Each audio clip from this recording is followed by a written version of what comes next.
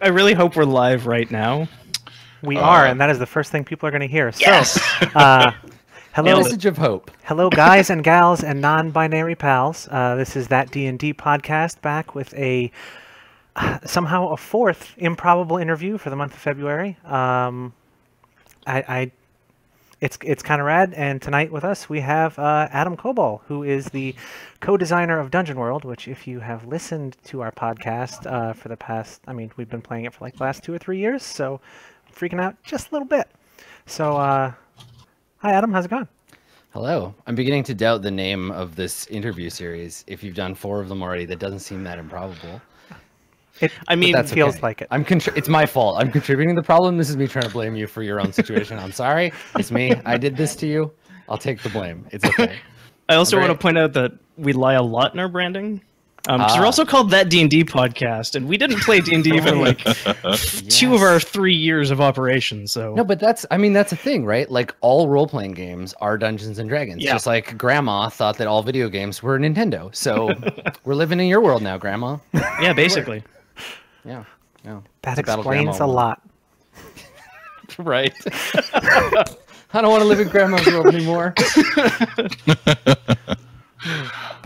Can I raise a quick technical sidebar? Yes? Are we live? Yes. Yes. No, Okay, what do you cool. think that banter's free? Hell no. That's the real shit. I don't give that banter away for free in the pre-show. Look, Come on. I swiped the card. This should be live. That's all I'm saying. Yeah. All right.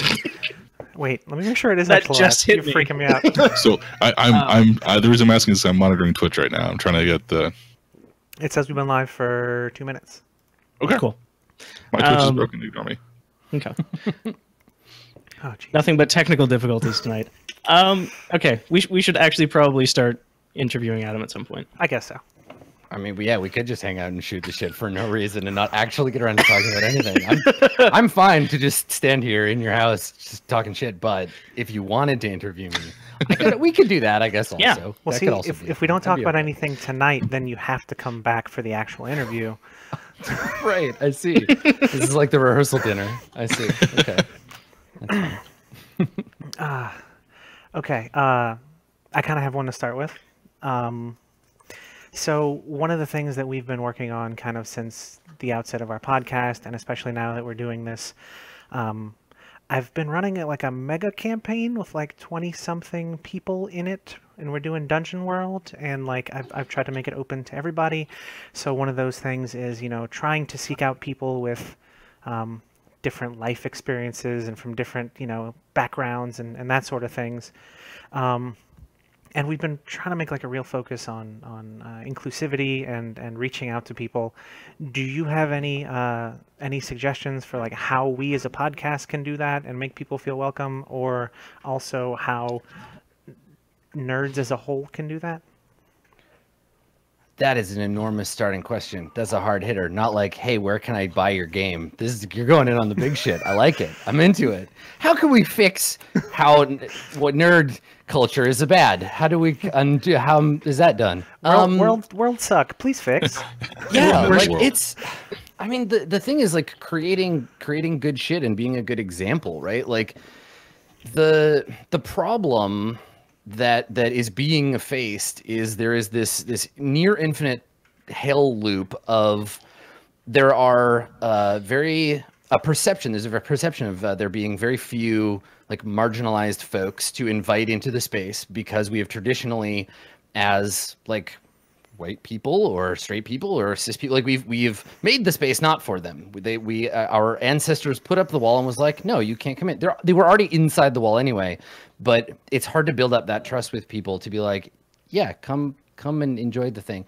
And for me, like there is the trying to lead by example and trying to highlight people, but I often find that what I have to do is just like shut up about stuff and focus on other people's work. Like I have a policy of appearing on like podcasts, for example, or mentoring shows, or like just offering like my time and energy for free to people whose voices I think need to be amplified in the space, so that they feel more comfortable taking not what is like my space from me. I'm not giving them anything. I'm just saying, yo, you're already here. Let's give you space to be louder.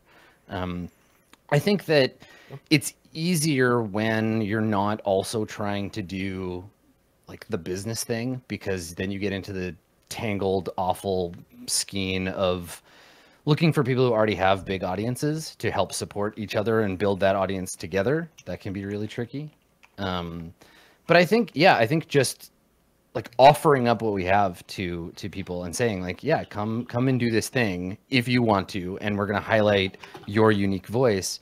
But for me, it's more about supporting the other things that people are doing rather than like trying to co-opt them into my own, because it's a huge mess. But yeah, like I think there's a lot of work being done in terms of games being made. Like playing the right game is important, right? Like choosing the space that you're inviting them into, right? Because some games are like just gentler in that way and not built on a bunch of colonial othering murder hobery. But again, the problem you run into is that's the shit that people are familiar with, right? Like the whole like D&D is RPGs to most people. And so when you're like, hey, do you want to play Monster Hearts? They're like, what in the F is that? And you're like, okay, so it's like D&D except, and then you have to have that conversation. So choosing the venue, right? Picking the right space, making the space safe for people to express themselves in, and to be like, yeah, you don't have to overcome the wall of fandom to get in, and we're going to do this thing, and it's about that. It's about supporting people and their voices. So I mean, there's like a million answers to this question, but that is where I would start, right? The venue, and then being a good example by knowing when to like shut up and highlight other people's stuff, because they're going to see that. They're going to be like, oh, these are those people that turned me on to this role-playing game podcast that's all people of color. Cool. Maybe they're going to be able to boost me in the same way. Yeah. Is that why you made Dungeon World sort of in the D&D mold, as it were? I mean, I made Dungeon World. We made Dungeon World like a love letter to D&D because money, I guess. Like honestly, so here's the thing, right? Like Apocalypse World, which Dungeon World is based on, is a brilliant game. Like just fantastic, really really good game, super good game, well designed. Vincent Baker's fantastic. Wonderful person to steal from and make a game that is more accessible to people who are used to playing Dungeons and Dragons or Pathfinder or whatever, right? Like we set out to make an Apocalypse or a D&D for the people who liked Apocalypse World, right? Our original audience was like folks on the Story Games forum and people who played, you know, Lady Blackbird. We were like, oh, you guys miss D&D. Y'all want to be wizards and stuff, but you want to do it in like a story gamey kind of way. But most of the way through development, we were like, wait a second, this game is not that game. This game is Apocalypse World for people who are sick of how mechanically complicated Dungeons and Dragons is. Yeah. So yeah, it acted as a gateway for a lot of people from that space into another. And when people tell me like, yeah, you know, like I got started playing Dungeon World, but I've moved on to more like Jason Morningstar kind of games, I'm like, that's cool. Like that feels good to me. I'm happy because it's a big world. And if we're the ones holding the gate open and kicking away the orcs that are trying to keep the gate closed, then that's cool. We don't need to be in town where the party is. We're out front holding the door for everybody, which is great. Nice. That's what I want to do.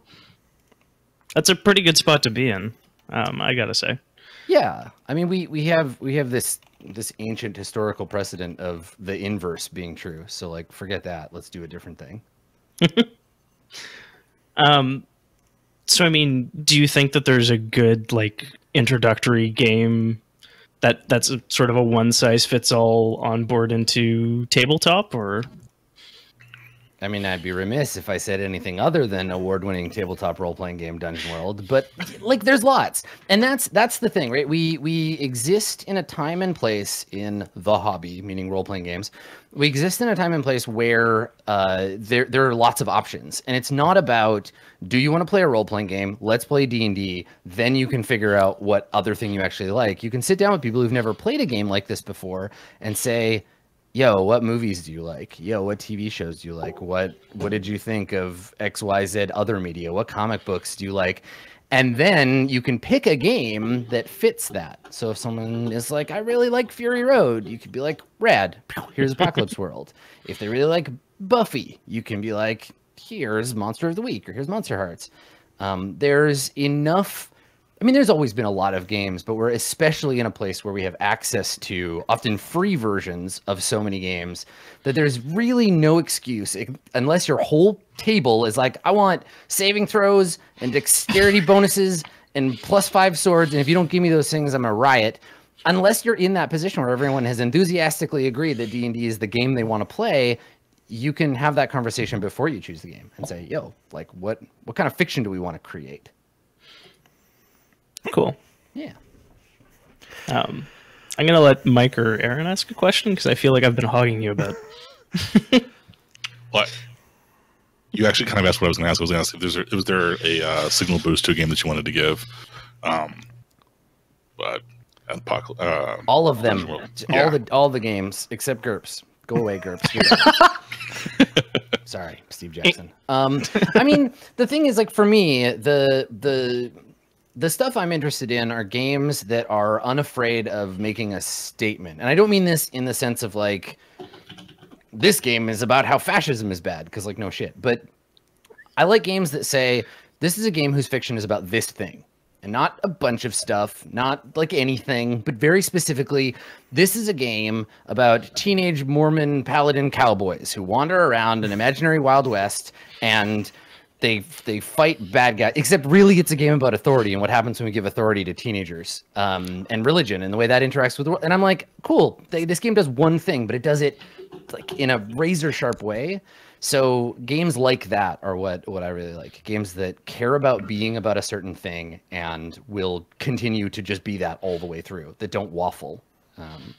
Yeah, those are the kind of games that I like. So yeah, there's a long list, but I've mentioned a few. And I will probably throughout the rest of our time together. Nice. That's allowable. Yeah, I'm going to keep mentioning games, not just Dungeon World, but seriously, it's great. Go for it. Well, I was just going to say, so you were talking about like a singularity of purpose, so, and also talking about Dungeon World. Like, do you want to answer Sorensen's 3 questions about Dungeon World, or? If you would like me to, I would be happy to. I feel like I would be a hypocrite for dragging them out so often when I talk about games and not be able to answer them myself. We totally stole your opening move. Like you used it on Spy Hunter, and I was like, I am stealing this for the John Harper interview. So, yeah. I mean, there's a reason. What's funny is that if you're familiar with, or if you're not familiar with Jared's questions, we'll go over them. But Jared Sorensen has these 3 questions where he uses them to look at tabletop role-playing game design. And I think fundamentally, because I know that Jared's design space is not just tabletop RPGs. Like I know he thinks about board games and video games too. You can apply these questions to other stuff. It's just maybe easiest for that. But what's interesting is that there's the John Wick corollary to these questions, which I hate, and we can talk about after. But yes. It's really interesting watching people kind of play with the questions. But I think that as they stand, Jared's questions are really good for understanding game design, whether you're a designer or just someone like, should I buy this game? Hit me, let's do it. All right, so what is the game about? Dungeon World is a role-playing game about fantasy adventure. It's a game about a group of people who have at least a tense alliance with one another, going out into the world and fighting monsters and exploring and getting treasure. So how does the game you and Sage designed do that? So every mechanic in the game serves that purpose, whether it is giving the players the ability to accomplish those goals, right? To explore safely, to overcome monsters without dying or becoming grievously injured. Either in the basic moves or the special moves, the characters have the ability to do those things and they are impelled to do them.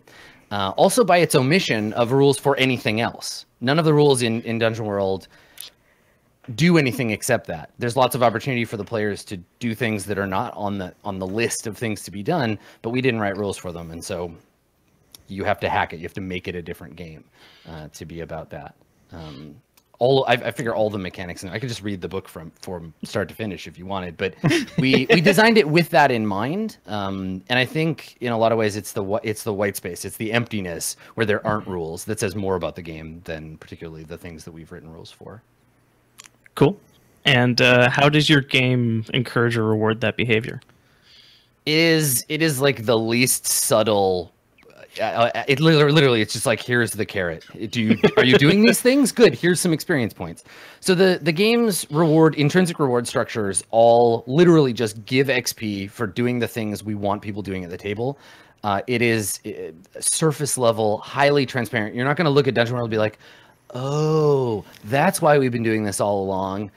It's a very unsubtle game in that regard, which makes these questions really easy to answer, because you can look at the very simple stuff in the game and see it. So we just give away experience points. The characters advance the more you do what we want you to do at the table when you play Dungeon World.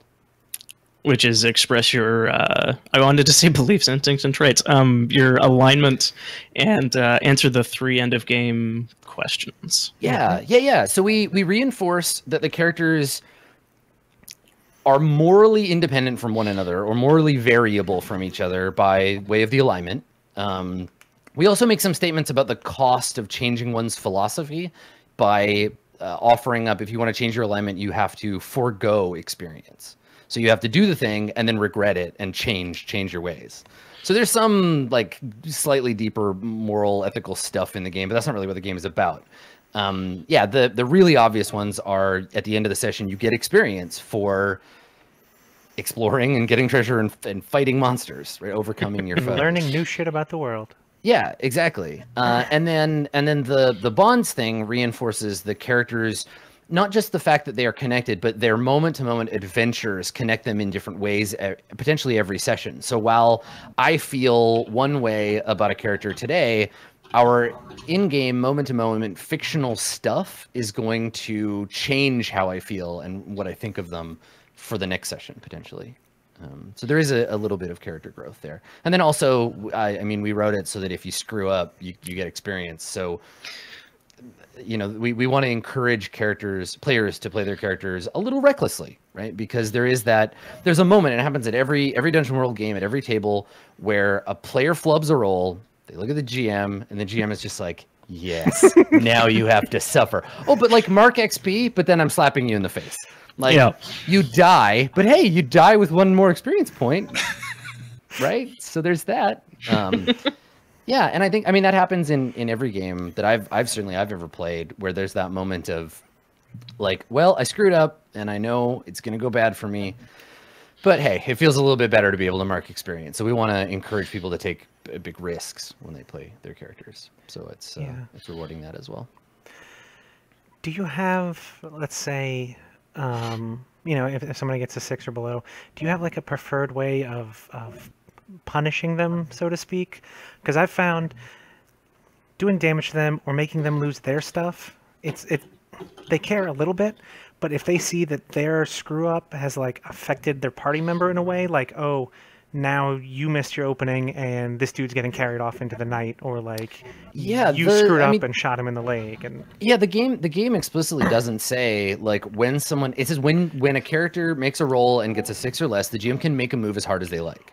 It does not say aim that move at the person who rolled the dice. And often, if you want to highlight someone's screw ups, you just never make anything bad happen to them and make all the bad stuff happen to everyone around them.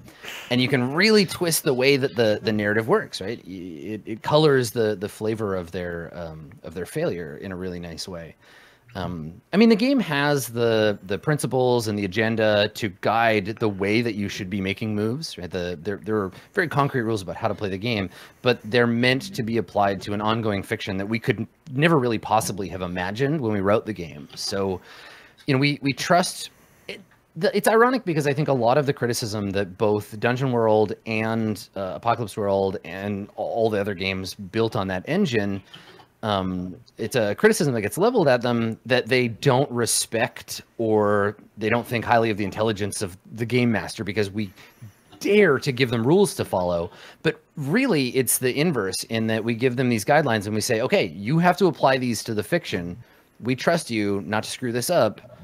here you go. But do these things, but you can do them yourself. And so there's lots of different ways to apply those rules, those principles and agendas to the ongoing fiction. And I think every GM develops their own voice around that. Some people like keeping it very simple, like you make an attack roll, you screw up, you get hurt, you drop your weapon, your armor breaks, something very clearly, obviously connected. Other GMs like to say, you got a 6 or less on your hack and slash? That's cool. Go ahead and roll damage. And the player's like, what? Why? What? No, I don't want to now.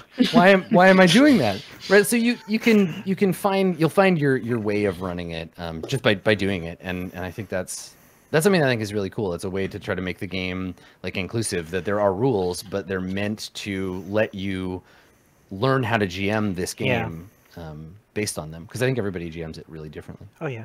One of the things I've started doing that I really love, because it gives them a chance to kind of further screw the party over just a little bit for an extra XP, but like if they fail a discern realities roll, I'll still let them ask one question, and I'm like, I'm going to give you a terrible answer for that, and I'm going to give you an extra XP if you act on that answer. And it's I mean, it's an absolutely great, because what you're doing is, and I think people don't sort of realize this necessarily, but what you're doing when you do that is you've created a custom move, right?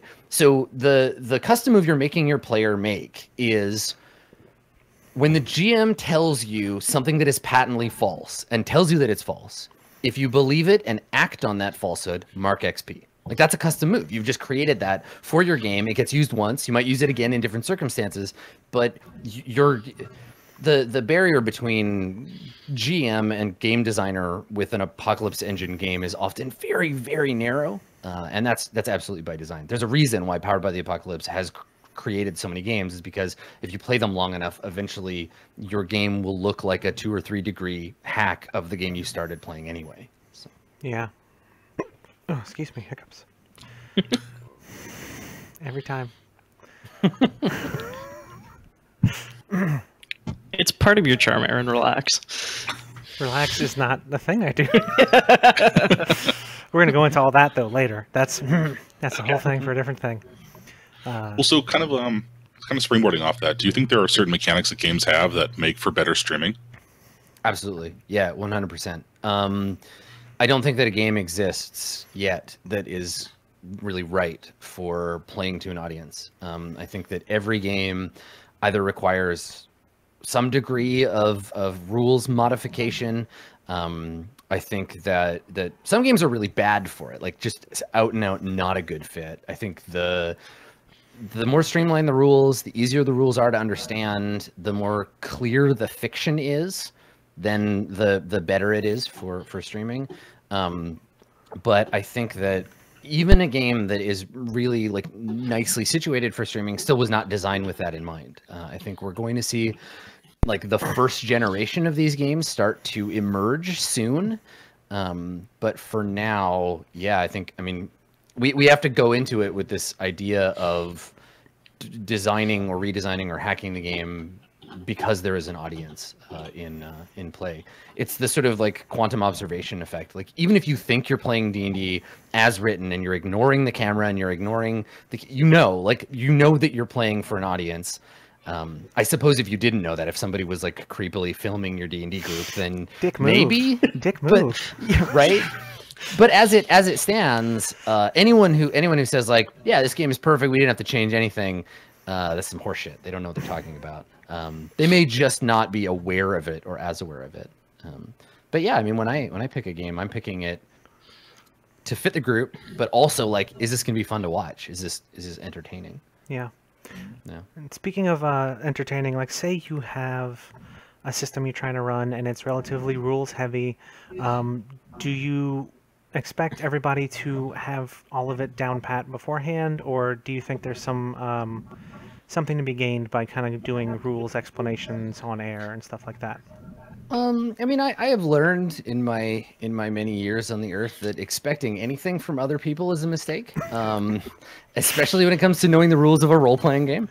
But I think, yeah, like I think that this is another thing that I've had a lot of experience with, where up until 3 years ago or so, the people that I played role-playing games with were either brand new to role-playing games, in which case, like, happy to take baby steps with them, and it's a didactic exercise. I'm teaching them to play while we're playing.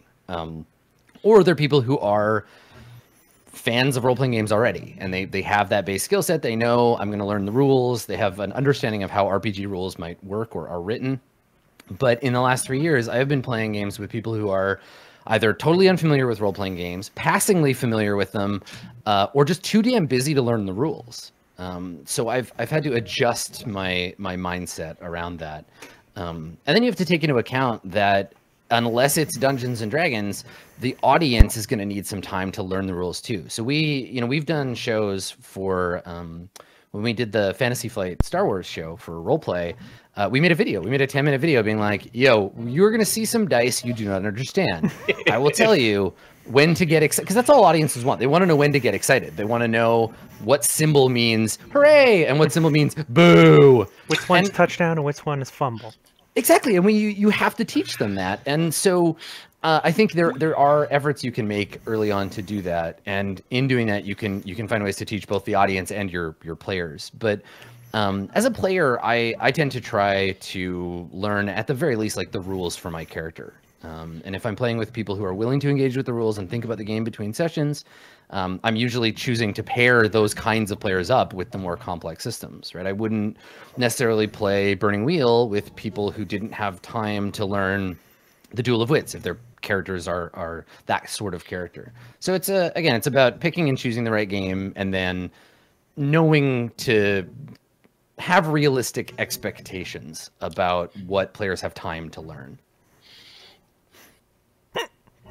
Cool.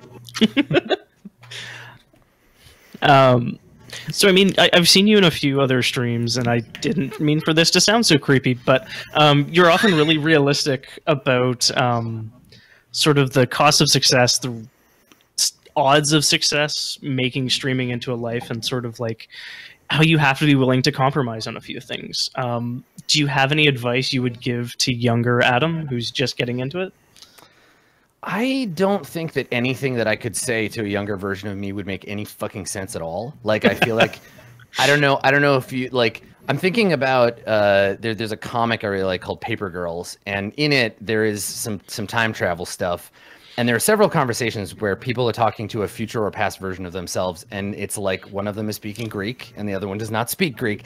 And I'm thinking about how, like, on the one hand, I would love to go back in time because I think I'm living the dream of the 12-year-old version of me, right? Like the one who is being told, like, stop playing Dungeons and Dragons, stop reading crappy R.A. Salvatore books, cut that shit out and do something that you can make your life out of. And I'm sitting over here on the other side of that being like, forget you, past haters. But I mean, I think that it's one of these things where the things that really made it work aren't like all that strange or confusing or complicated advice-wise. It's just about finding a thing that you're passionate about, being realistic about whether you have the opportunity or the ability or the time to make the things that you're passionate about into a job. But really, it's just about looking for opportunities and then being able to jump on them when they show up, right? Like I think a lot of the time we look at like channel growth or popularity or like sales of a thing if you're working for yourself as being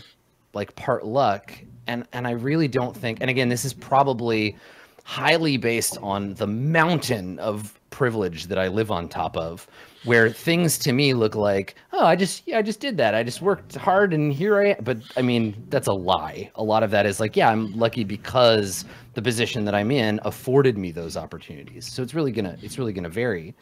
But I think I would say to myself, if I were to go back in time, be like, it's gonna be a weird road, and keep caring about stuff and try to make your life as much about that stuff as possible, but don't like fret about it keeping you like alive. Like pay the bills and feed yourself and don't die for your passions, because that's not realistic.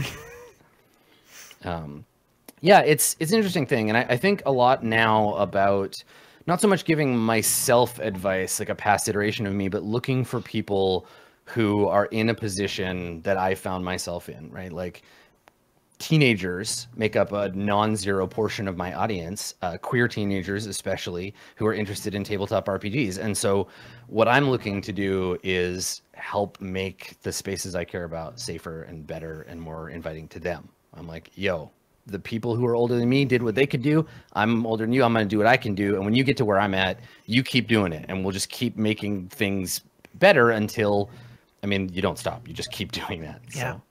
Yeah. So it's less about self-advice and more just about like, now that I'm here, I'm gonna bust my ass for other people too. I'm gonna devote a percentage of my energy to doing that. Yeah. I mean, you were talking about, you know, your passions and all that just now. And there's a quote you've got. It says, I love streaming and RPGs and video games and social justice and queer community and politics and ramen, but photography is where my soul lives. Yeah. Do you work photography into those other things, and do you find that they become more true to yourself if and when you do?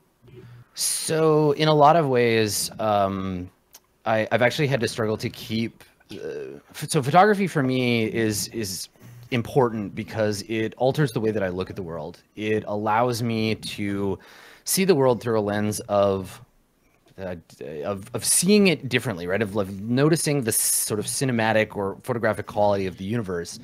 And I think I can't co-opt that by making it work. Like if I'm trying to get paid for the one thing that lets me skew my vision of the world a little bit, I'm going to lose that. And I can't. I will come apart if that thing goes away. Everything else I can safely, I think, like kind of monetize and build into my product. And I've shared my sort of photography stuff with people. I post photos and I've done like photo editing streams, but I've never gone into those with the expectation of like, this is making my brand better. This is strengthening the business part of the productized version of me. It's hard to share a thing when you're used to monetizing, sharing everything, right?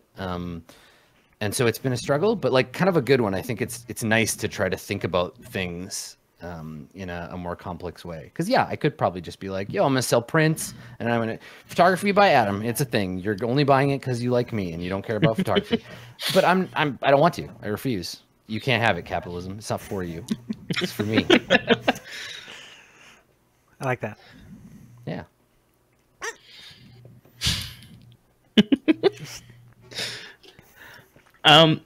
For a lot of folk, yours is sort of the first mind when they think of streaming tabletop games. You're fairly ubiquitous in the space.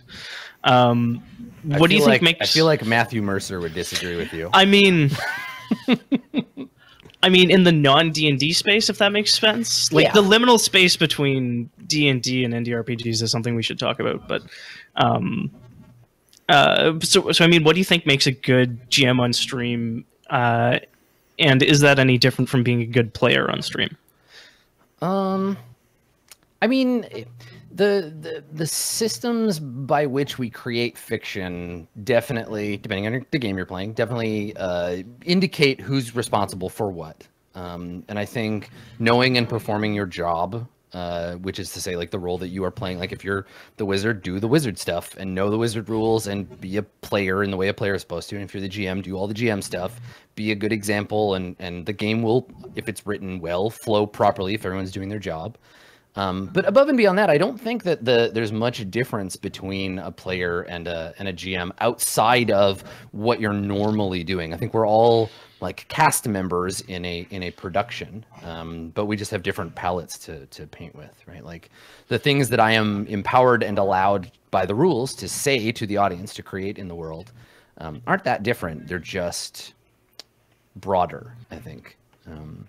I think the thing that makes people good at both is a willingness to take risks, to experiment, and to act as an ensemble. I think that's the one thing that people maybe miss out on or don't think about, that the best players that I've ever engaged with in a role-playing game aren't the ones who are there in the moment to grab the spotlight and you know, do the touchdown. They're the ones who are setting everybody else up for that stuff. The backup players, the support characters.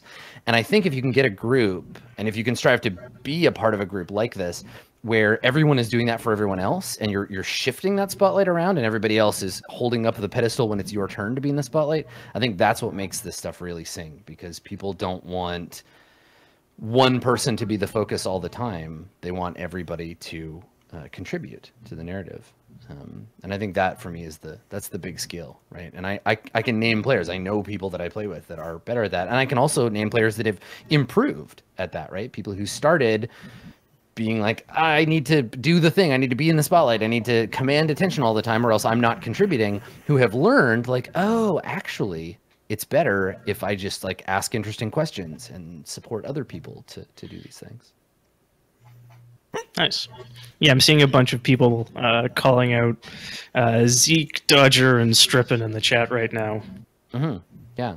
Yeah, and I think that's the thing is like every cast has a few of those people, and I've also seen that behavior rub off on other people, right? People who have started as a very like commanding personality who have shifted into taking the spotlight when it's their turn, but also learning to boost that. I think this is a skill that a lot of broadcasters don't necessarily have intuitively, and a lot of role players do, right? Like if I'm playing with the folks at actual play, it's going to be a very different experience than if I'm playing with a cast I haven't played with before on role play, because the skill sets that go into being a good collaborative role player and being a successful Twitch broadcaster, there's overlap, but they're not exactly the same skill set.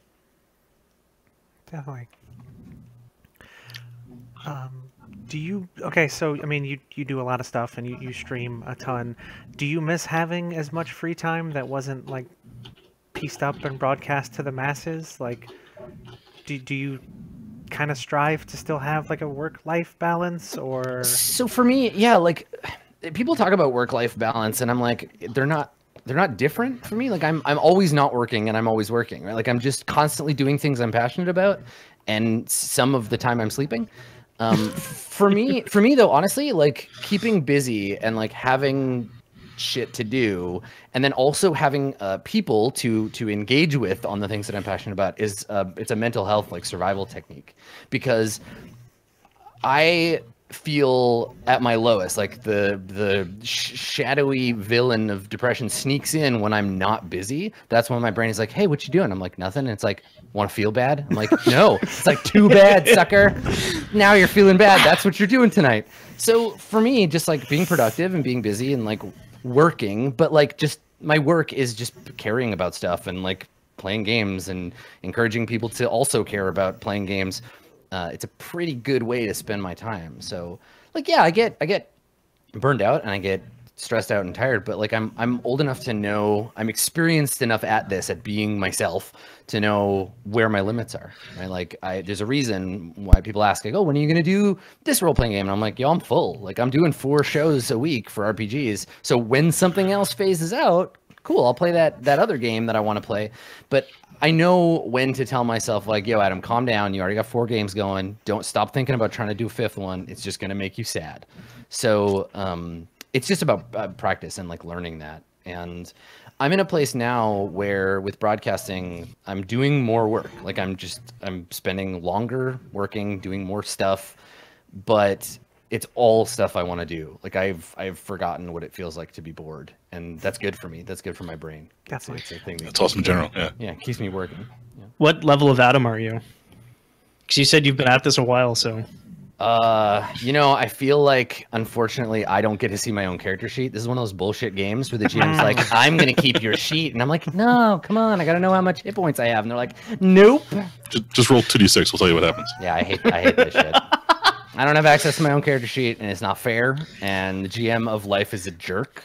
So I will tell you when the game's over. Hit me up. Congratulations, you have the fate aspect of depressed a bunch. Yeah, like thanks. Cool. I didn't pick that. I don't know. Like, is this a thing? Have people played in games like this? Because I know I have, and I hated it. Where the GM just was like, you tell me what you want your character to be like, and I'll make them for you, and I'll roll all the dice, and I will be in total control. And you just are at my mercy. Roll the dice too? Yeah. Yeah. Let's eat my own hands. No, absolutely not. No, that's what I'm saying. It's ridiculous. That sounds like an incredibly hard pass. Yes, yeah. Right. That's our RPG Net idea. Sorry, RPG Net, you got some bad ideas. But that's the kind of thing that like Reddit thinks is a really good idea for a role-playing game. They're like, well, it'd be really immersive, but it's not. It sucks. Don't do it. Get GM advice from Adam. That blows. Don't do it. Be really immersive to know nothing about myself. Yeah. to look down and not see hands or feet or whatever. Yeah, it's very zen. Total immersion and total ignorance. They're the same thing. Only when you know nothing can you be totally immersed in the game. Yeah, right. Yeah. Galaxy brain. Yeah. God.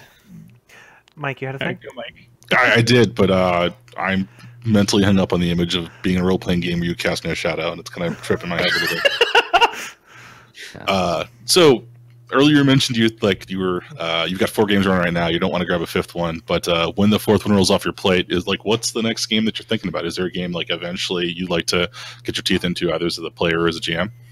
Yeah, everything, all of them. I like right now. I have this thing, and I have to be very careful. Where if I see if I'm like on the internet and I see a cute game go by, I'm like, hey, what's up? How you doing over there? Say boo. What's your reward structure like? And I can't help myself. And I have to be like, no, I am in a relationship with 4 games already. I can't talk to you. Please get out of my feed. But sometimes I'll be like, nah, I'm gonna get that PDF though. I'm just gonna look. It'll be fine. And like there are games where if things were different, or if I had time, I would be playing. But God knows, by the time I actually have that time, something else might have come along. I've wanted to play more Blades in the Dark since it came out. Honestly, as soon as John releases as he's finished with the Cyberpunk hack of it, God help me if I don't start another game. Zweihander looks like a really super cool game. I'm a big Warhammer 2nd edition fan from back in the day. I would love to play that. The list of games, and this is the problem with games. They're like books. Or you talk to anybody who's a voracious reader, and they're like, I've got 87 books that I want to read right now, and by the time I get to the 3rd one, there'll be 87 more books, and then I'm going to die surrounded by a pile of books, crushed by a box of unread books. That's how it's going to go. It's my Steam backlog. Yeah, right? And this is true. We live in people ask me all the time, like, yo, did you watch this last episode of whatever 4.5-hour role-playing game thing on Twitch? And I'm like, I don't have time to watch hour 1 of episode 1 from 6 years ago. I'm not watching that because I don't have time, because I'm making shit for you. But there's so much of this stuff, like in RPGs and video games and movies and TV and music, and we just are inundated with content that I kind of just have to be like, no, 4 games is enough. I'm just going to focus on those and just make them good. Yeah, I mean, you always look. There's always like stuff floating around out there. Honestly, it's a bit of a relief, and this sounds so stupid, but it's a bit of a relief when a game comes out that I've been like, I wonder if this is going to be, and I read it and I'm like, oh, you're bad. Because then I don't have to fall in love with it. I can just be like, I just saved the whole campaign's worth of time. Right? Yeah. Like I'll start reading a book and be like, oh, I'm so excited about this. This is a cool looking game. Oh, that art though is looking good. And then I'm like, ooh, XP for showing up. Sorry. Thanks for coming though. But it's nice. I mean, that's the thing. Like, I tell people, like, listen, stop getting upset because I don't have time to play a game for you. Go and find other nerds and you play it. And you tell me how it was. You entertain me for 5 minutes. There's so many games that if I could play them all, I would have to be some kind of superhuman. 4 is my limit right now. Yeah. Yeah. One of the things that I really like about checking out new RPGs is every now and then you'll realize, okay, there's something about the one we're currently playing that just doesn't work, and then seeing something else that you can like grab and slot into the one that you're playing that like completes that little puzzle for you is really nice, and I like it. Totally. Yeah. It runs, for me, a lot of the time it runs counter to the kind of games that I like, in the sense that, like, I tend to prefer games that are the sort of Swiss watch design, where if you like just grab a random thing and throw it out, the whole game comes apart and you're not going to get that thing to slot anywhere else. Yeah. But every once in a while something will come along and I'm like, oh, this is cool. I can use this elsewhere. And more often than not, it's something kind of loosey-goosey and not like attached to any other part of the game, like fronts in Dungeon World. Like I use them in 5e when I run 5e, because they're not a mechanical object in the way that 5e thinks of mechanics. They're about it's a tool that's about as connected to the fiction as, like, I don't know, inspiration. Thank you. Get out of your inspiration. You're nothing. Listen, everybody knows it. But what's cool about tools like that is that you can pick them up and, like you say, you can like kind of tack them on. You can file the edges off a little bit. You can make them fit. You can create the hideous chimera game that actually like works.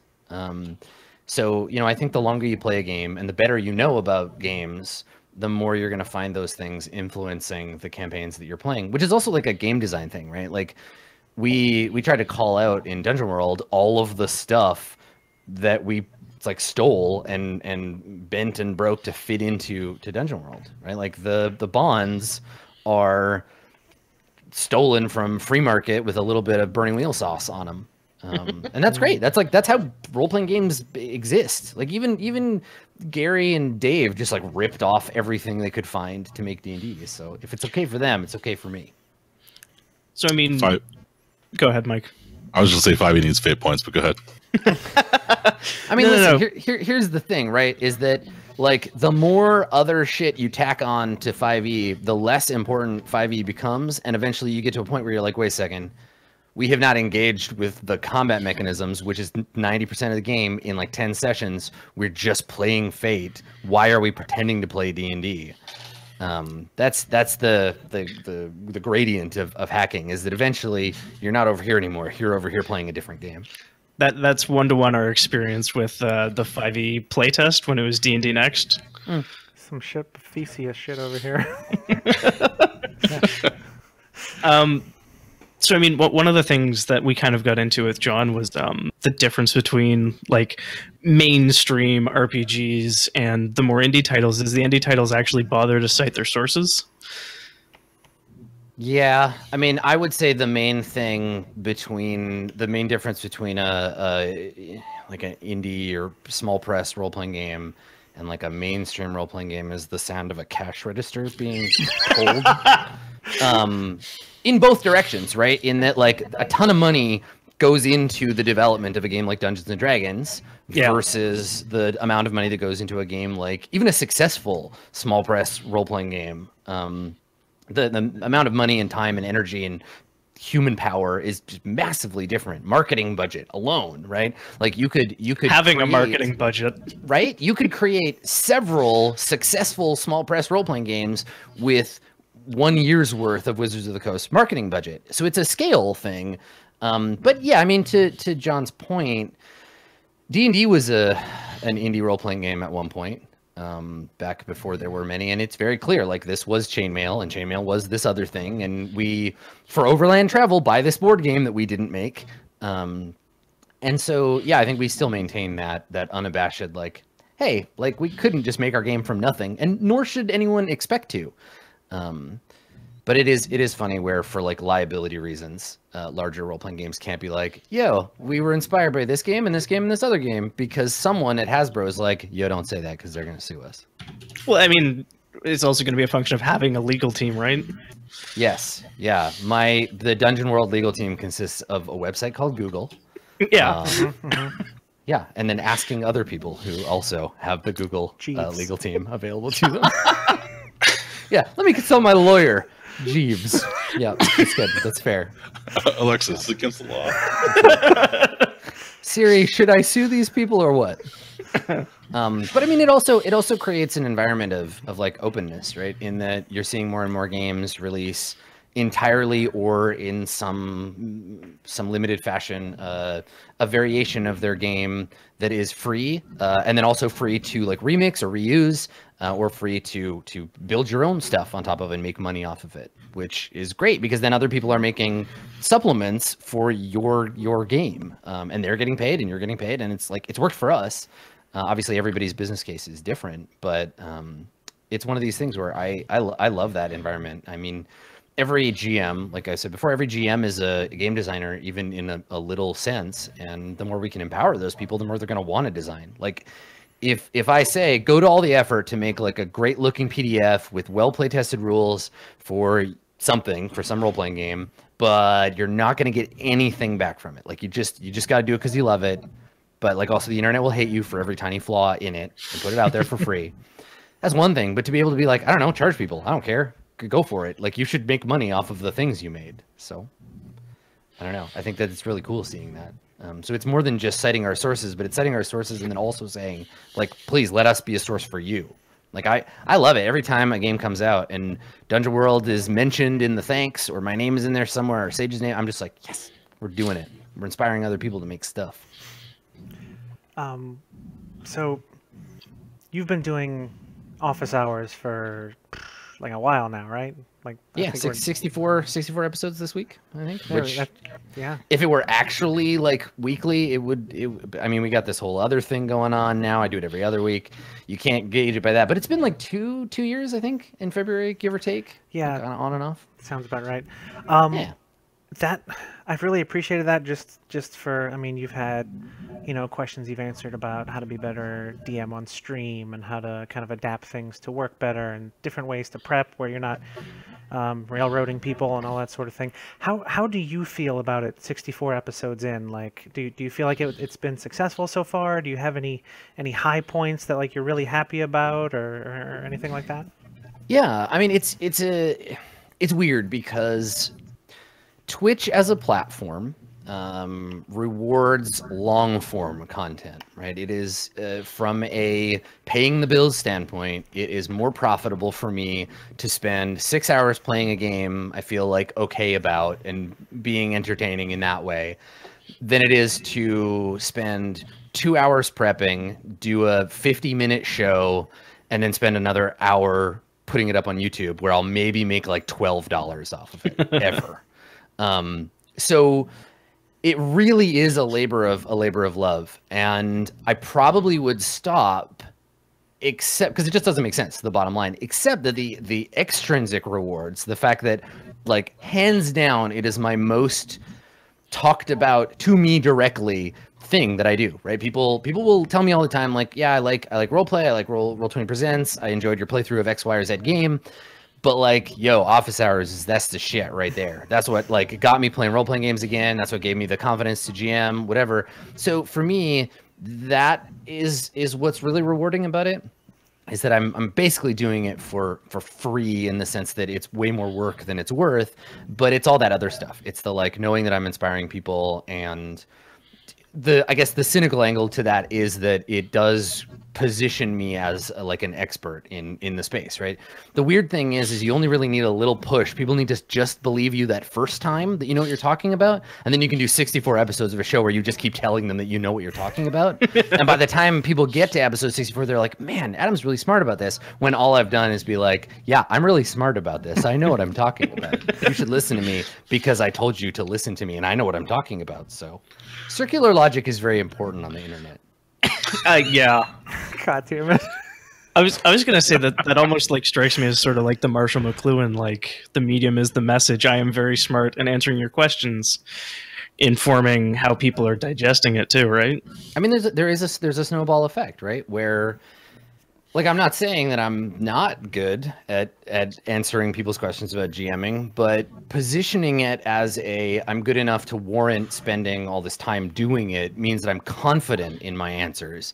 And like, people may not agree with everything that I say. I may not be able to like directly help with specific stuff sometimes, but I'm able to offer at least a point of view to think on, to be like, yo, if you super disagree with me, at least I got you thinking about it. At least you're like figuring out why I'm a jackass that's wrong about everything, right? And that's valuable too, right? Like, I'm not there to be right for everybody in every situation, but the goal of office hours was to move away from what I see as being a problem in the world of game master advice, in that if you read most books, some publishers, some writers are more egregious about this than others, but if you read most role-playing game books, most Dungeon Master's Guide type material, it comes off like the person writing it is almost afraid to tell you what to do. They're like, if you wanted to do it this way, maybe, like, you could. I'm not telling you you have to, but like, I would suggest maybe thinking about possibly rolling a D12. But if you don't like D12s, that's okay. You could use an 8 or a 10. Whatever, it's fine. And I'm like, you're writing the damn book. Like, tell me what to do. And do so specifically. And I think that Twitch gives me a platform to do that 3 questions at a time, hyper specifically, like not just in this hypothetical situation, but literally right now for you in this moment. This is what I think you should do. Yeah. Which I think is, you can't do that in a role-playing game, because then the book would be a billion pages long and no one would want to read 99% of it. Yeah. So it's been a weird experience, but it's rewarding in the sense that I think I am actually like making a difference for some people, even if that number of people is just the people asking questions. I will say there was an episode recently where somebody talked about this huge like blowout that happened with a campaign. You know which one I'm talking about. I don't want to go into too much detail. I just want to let you know that like you talking about that, I shared it with, we run like 4 or 5 different campaigns at once. So we've got like a little council of DMs where we have our own little Discord channel. We talk about stuff. I posted that in there and it led to like a several days long conversation where like, I think we had previously assumed that these rules were set in stone, but we had never actually talked about it. So it led to us actually like codifying a lot of like, we are not going to bail on people. Like we need to figure all this stuff out so that we can be a united front. And like, well, that alone has helped a lot. I mean, that question. So just the real quick version. The question was, someone basically said like, I'm GMing for a group and I told them things were going to be rough and brutal. And then one of the characters had a bad thing. One of the players had a bad thing happen to her character and she got really upset and she cried and we all got awkward and fucked off. That was the thing. And we were like, and the question was not how do I like explicitly, how do I make amends with this person, but like, how do I fix the campaign? And how can I like either make them feel better again or kick them out without feeling bad? Yeah, it was like, how do we start it back up with or without her, I think was one of the things. Yes, yeah. And like, so, I recoiled so hard at that one line. Yeah, it was hard because I think that that's a thing. And like, I don't think that we're looking at a group of people who are like a bunch of callous douchebags. Like, I really don't think that. I think that this is an average group of people who play tabletop role-playing games and then a woman that plays role-playing games with them. And the trick here is that I think that there is very much this idea of separation of player and character, and that character can get upset, but if player gets upset, you're taking it too seriously. But then also the inverse principle of like, you have to be immersed all the time, and what your character knows, your player knows. And it just felt so weird and strange. And I felt like it was an opportunity to be like, yo, this person is a person.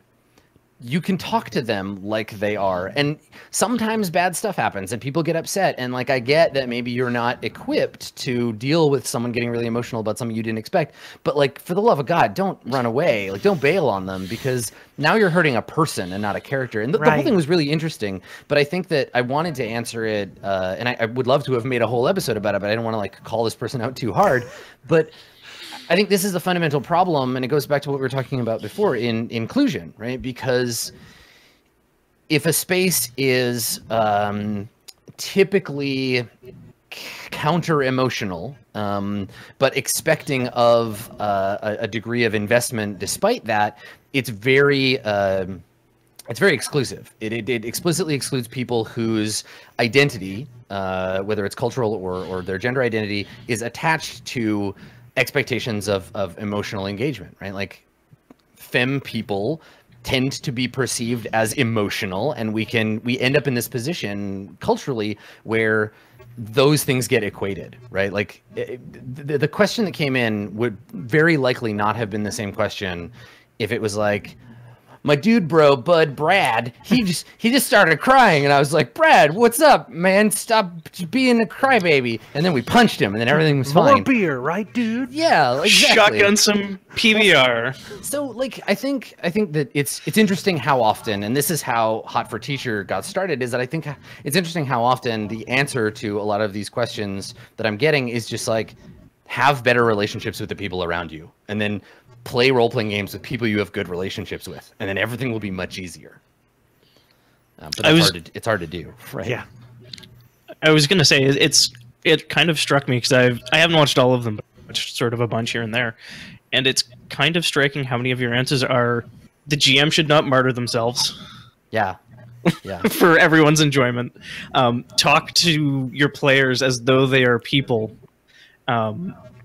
And like, I mean, a lot of them boil down to those two things. Like, yeah, well, I mean, that's the thing, right? Like I'm not treading like totally unfamiliar waters, right? Like it's been a thing, the idea of like talk to your players, right? That's just been a thing in kind of RPG theory and like how to get into spaces that might be a little bit more like tense. We have tools like Lines and Veils or the X card, or like there's all these theoretical things, but I think most people don't have access to that. Most people have the mythologies presented to us by decades of Dragon Magazine and the fictionalization of what it is to play a tabletop role-playing game, right? People have that as their stand-in, rather than like treat everybody like a person and have a relationship with them as friends or whatever, and play your game remembering that they're people and support each other.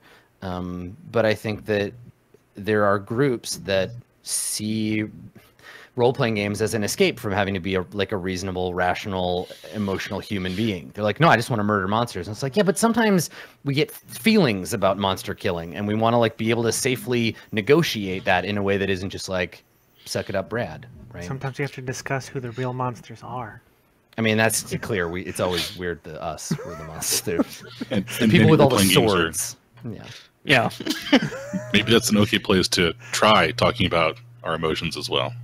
Well, and that's the thing, right? Is that like if you play role-playing games with like queer folks or like people of color or like marginalized folks, you're going to get a very different experience with role-playing games, because we already have to do a lot of pretending and like renegotiating of the real world. So when we are playing the game, it's often the inverse, in that you can play a character that is safely like more queer than you can present in real life. It's absolutely like role playing is a fundamental tool in like therapy, right? So like no wonder when you're playing an RPG, you can be like, well, maybe I'm gonna try playing a character like this to try on this identity in like a safe fantasy way. But I think a lot of people don't have the ability to like call that out. Like a lot of groups, you couldn't necessarily say to the rest of the group, like, hey, I'm playing this character for this reason because I'm trying out what it might feel like to have everybody call me by this like different pronoun than I normally use. And maybe it's going to feel weird for everybody, but like it's a character, right? So we're doing this in this safe experimental place, which I think is super cool. But it requires forethought and that idea of like caring about the people that you're playing with. Yeah.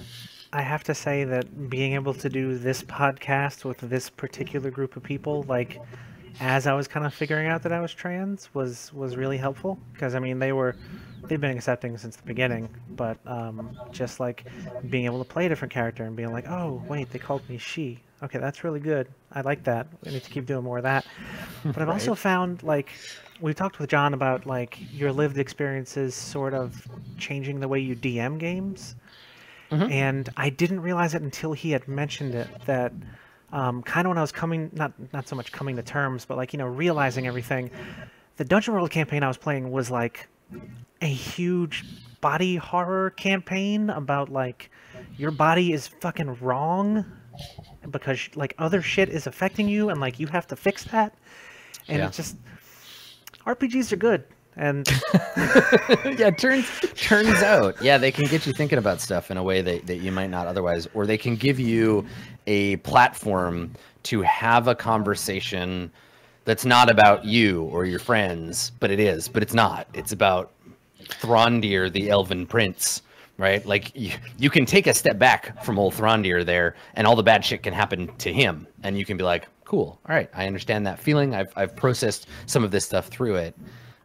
Yeah, I think RPGs are magic. I think they're the coolest thing going, and I think the more we think about them and the more they kind of spread into the universal consciousness, the better they get, and the more we're able to use them for like cool, unusual things.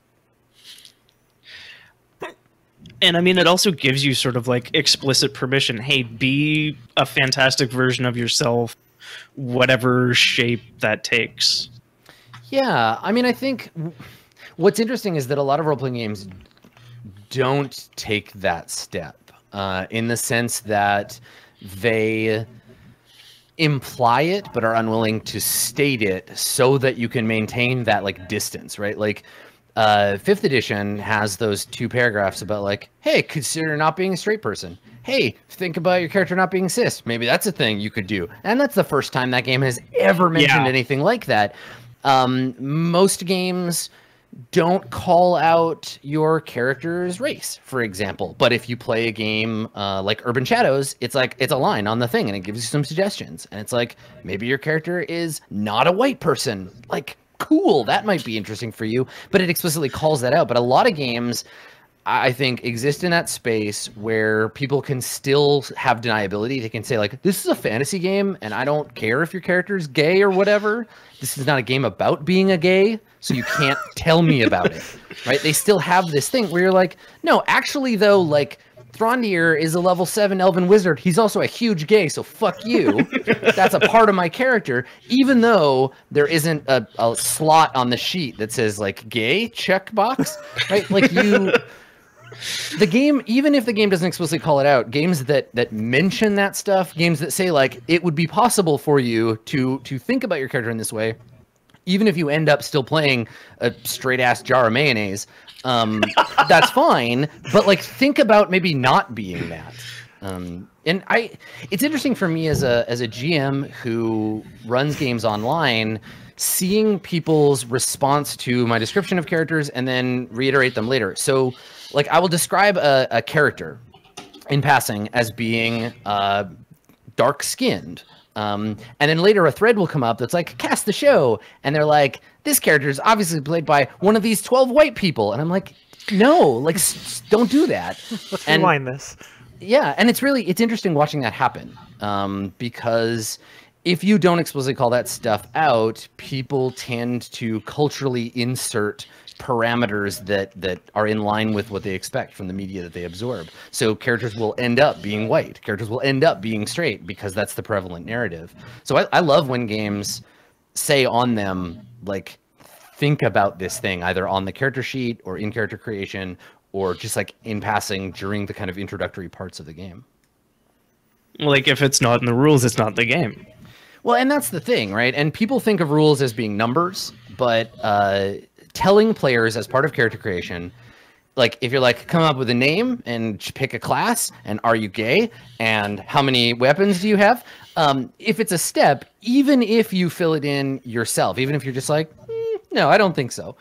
You thought about it and it's part of the character and it matters. It matters to the game, even if it's not referenced anywhere else. It's at least as important as your character's like eye color or your hair color. And God knows every person who's ever played D&D, those are the two things that people are like, I know what these things, yes, I know my hair and eye color. It's very important.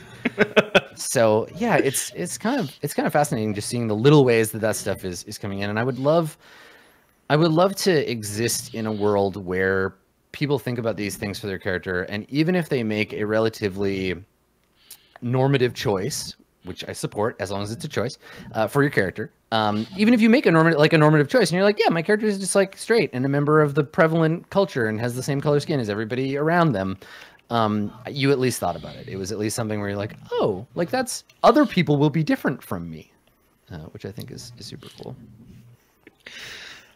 Everybody in chat is just determining how gay they are by rolling dice now.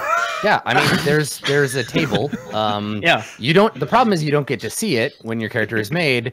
You have to figure it out, and sometimes that means pretending to be several other things on the table until you're like, oh wait, no, it's this one. Never mind. So, or sometimes it's a moving target. So the DM just revealed I may be a level 7 wizard, but I'm a level 12 gay. Isn't that crazy?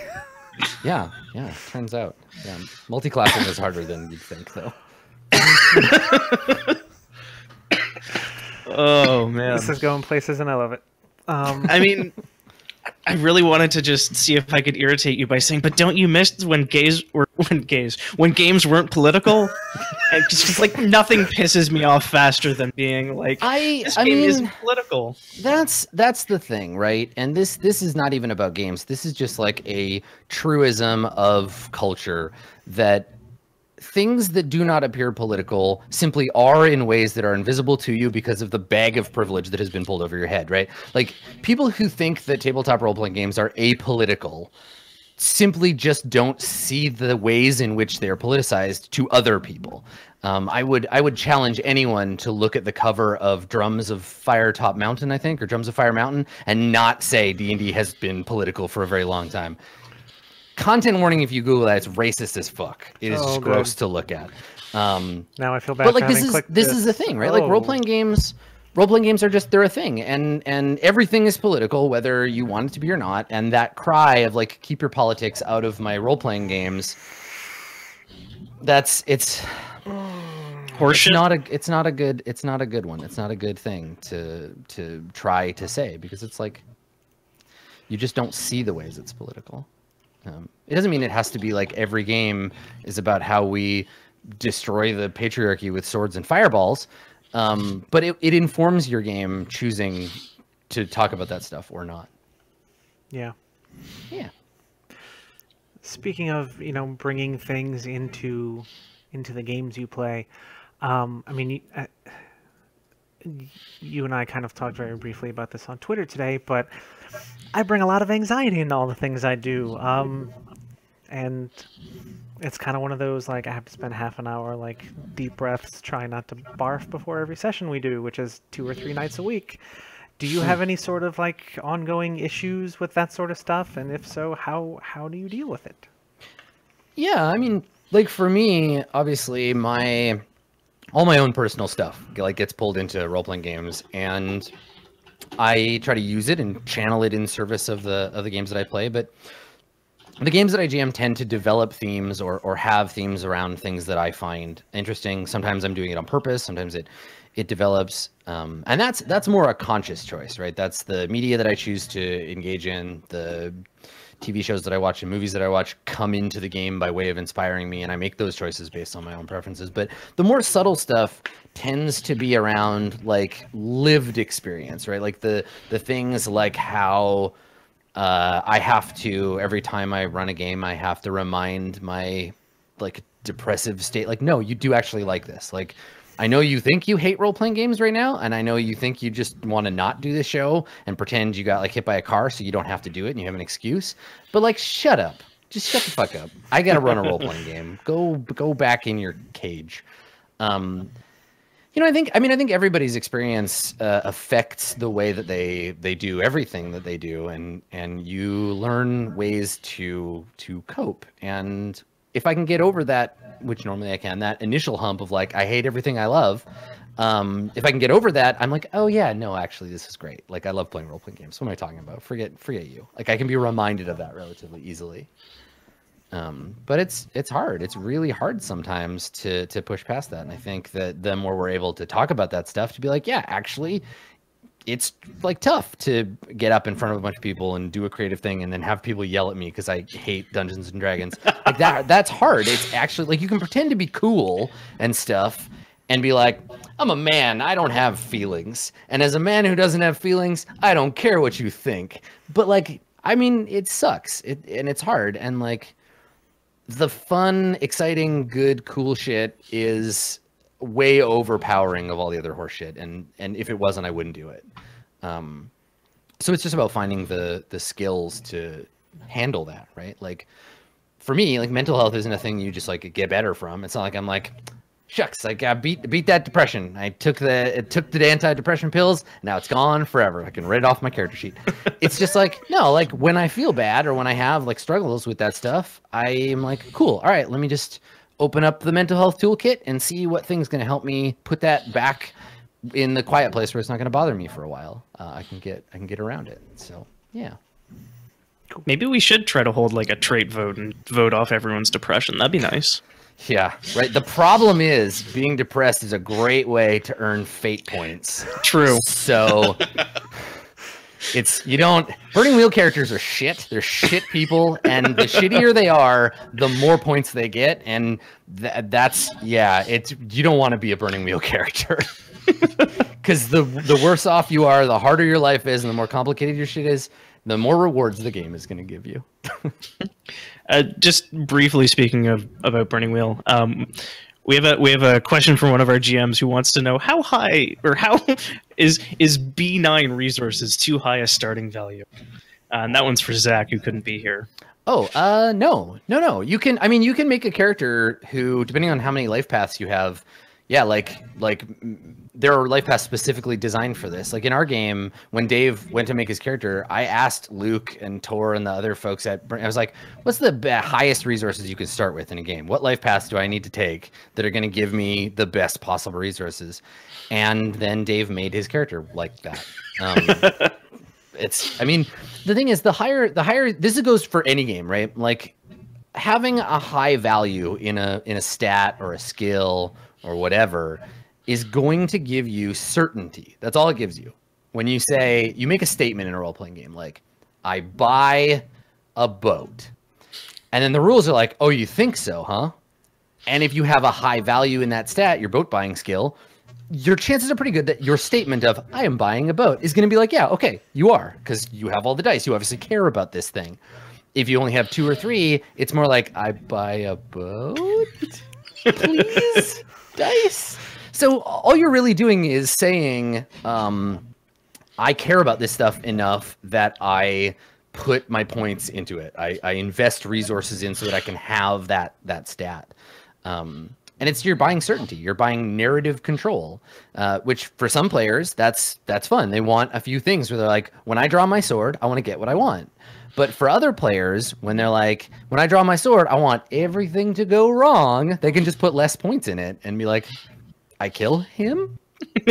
Someone? I die? Lose legs? I don't know what happens. Death happens? Yeah. Well, and like, for me, the ultimate example of a game that does this in a really cool way is Sagas of the Icelanders. Because in Sagas of the Icelanders, it's a game about being a Viking peasant, essentially, in the year 900, settling in Iceland. And the game is really about gender roles, the way gender affects how a character, how a person can operate in the world. And men in that game have one set of moves, and women in that game have another. And the move that men have is to get what you want by way of violence, is to threaten, cajole, force, punch, kick, sword people into getting what you want. Women have a move for talking to people and convincing them. It's not a move for manipulation, but they're allowed to say, I would like you to do this thing. I'm going to roll, and I know what my outcomes might be.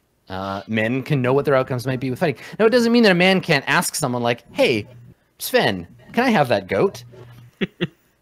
The problem is that the problem for the men is that it turns that narrative control over to the GM. So the GM can say, Sven says no, and stabs you in the leg.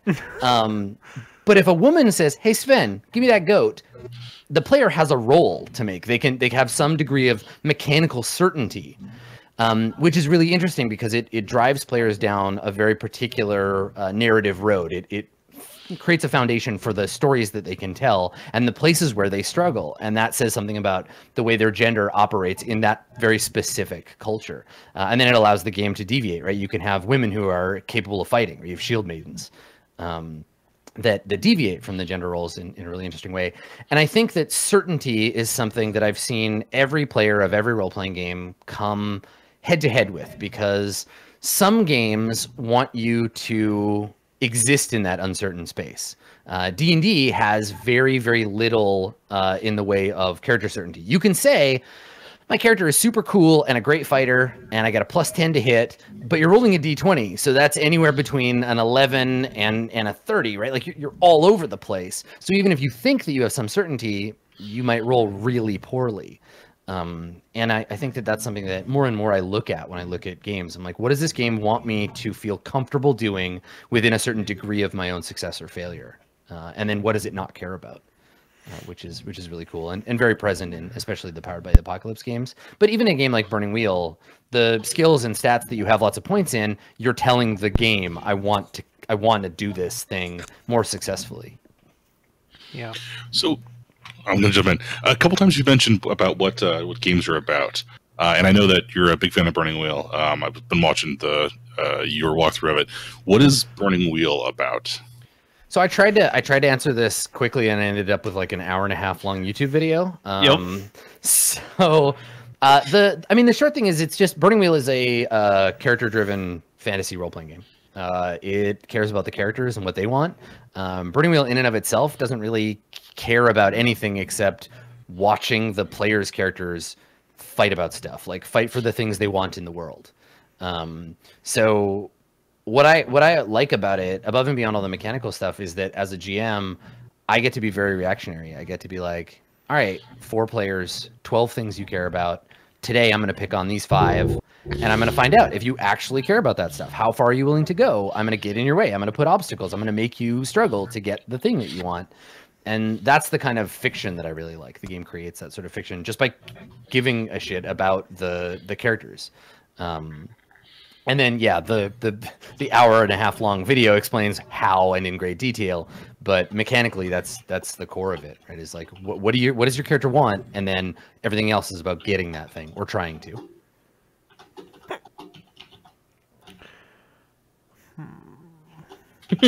What's up, Aaron? I can't stop sneezing.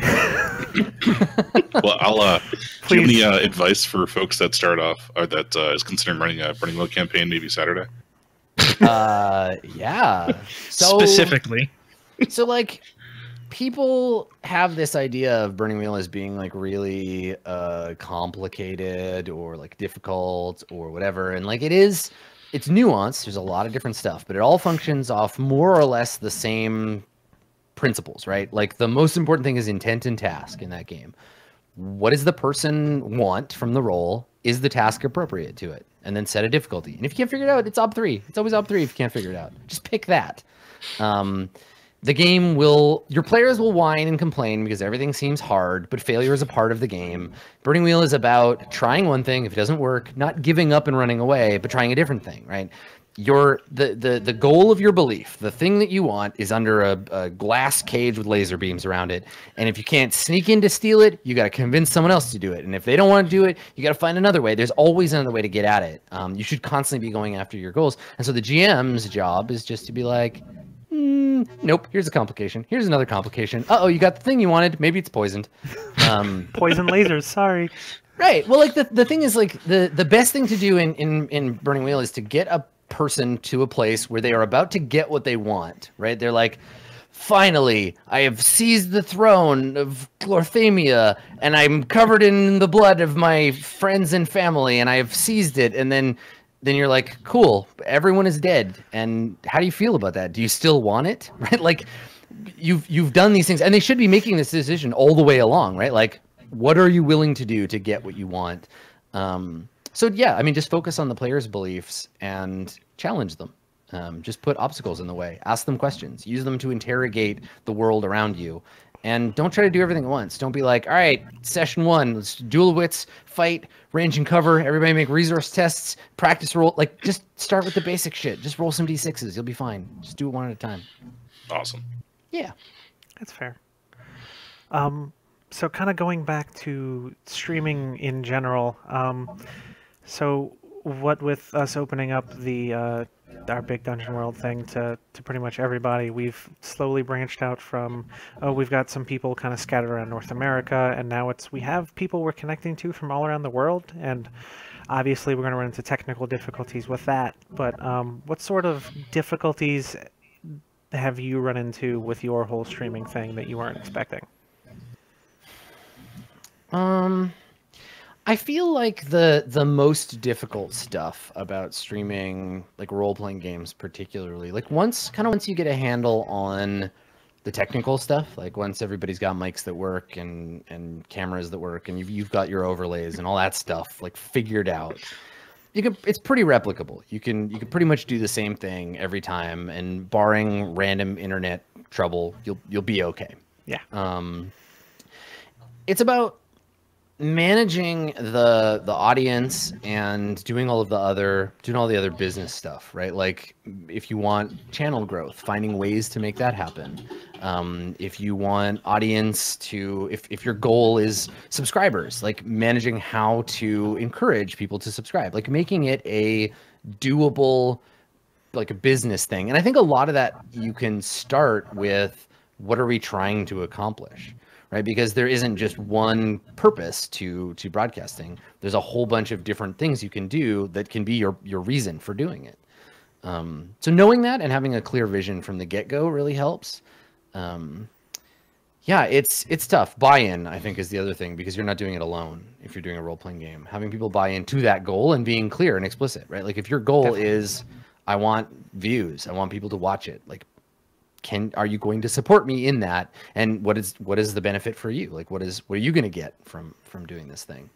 I think that we have sort of culturally a fear of sharing some of that stuff, of being like, yo, I want to make some money and I want to give you some of that money, but I don't have any right now. So like, let's talk about what happens when I do have money and how much of it you can have. Because there is this like awkward kind of North American cultural thing where we can talk about lots of stuff, but we have a hard time talking about money, because money is a real good way to oppress each other. And so we don't want anyone to bust us for doing that. And I think if you just talk about it right away, then you can put yourself in a position to not be in that place. And this is something that, like, personally, I have learned. I am better at it now than I was when I started. But it takes practice. It takes work, right? Is like figuring out like what is a ethical way to accomplish your goals as part of a collaborative unit, and it's hard, right? Like we're in a situation culturally and technically, like on Twitch as a broadcaster, where we're trying to collaborate and compete at the same time, and that can be very mind fucky if you don't think about it in advance. Give us 200 or 300 years and we're taking you down, man.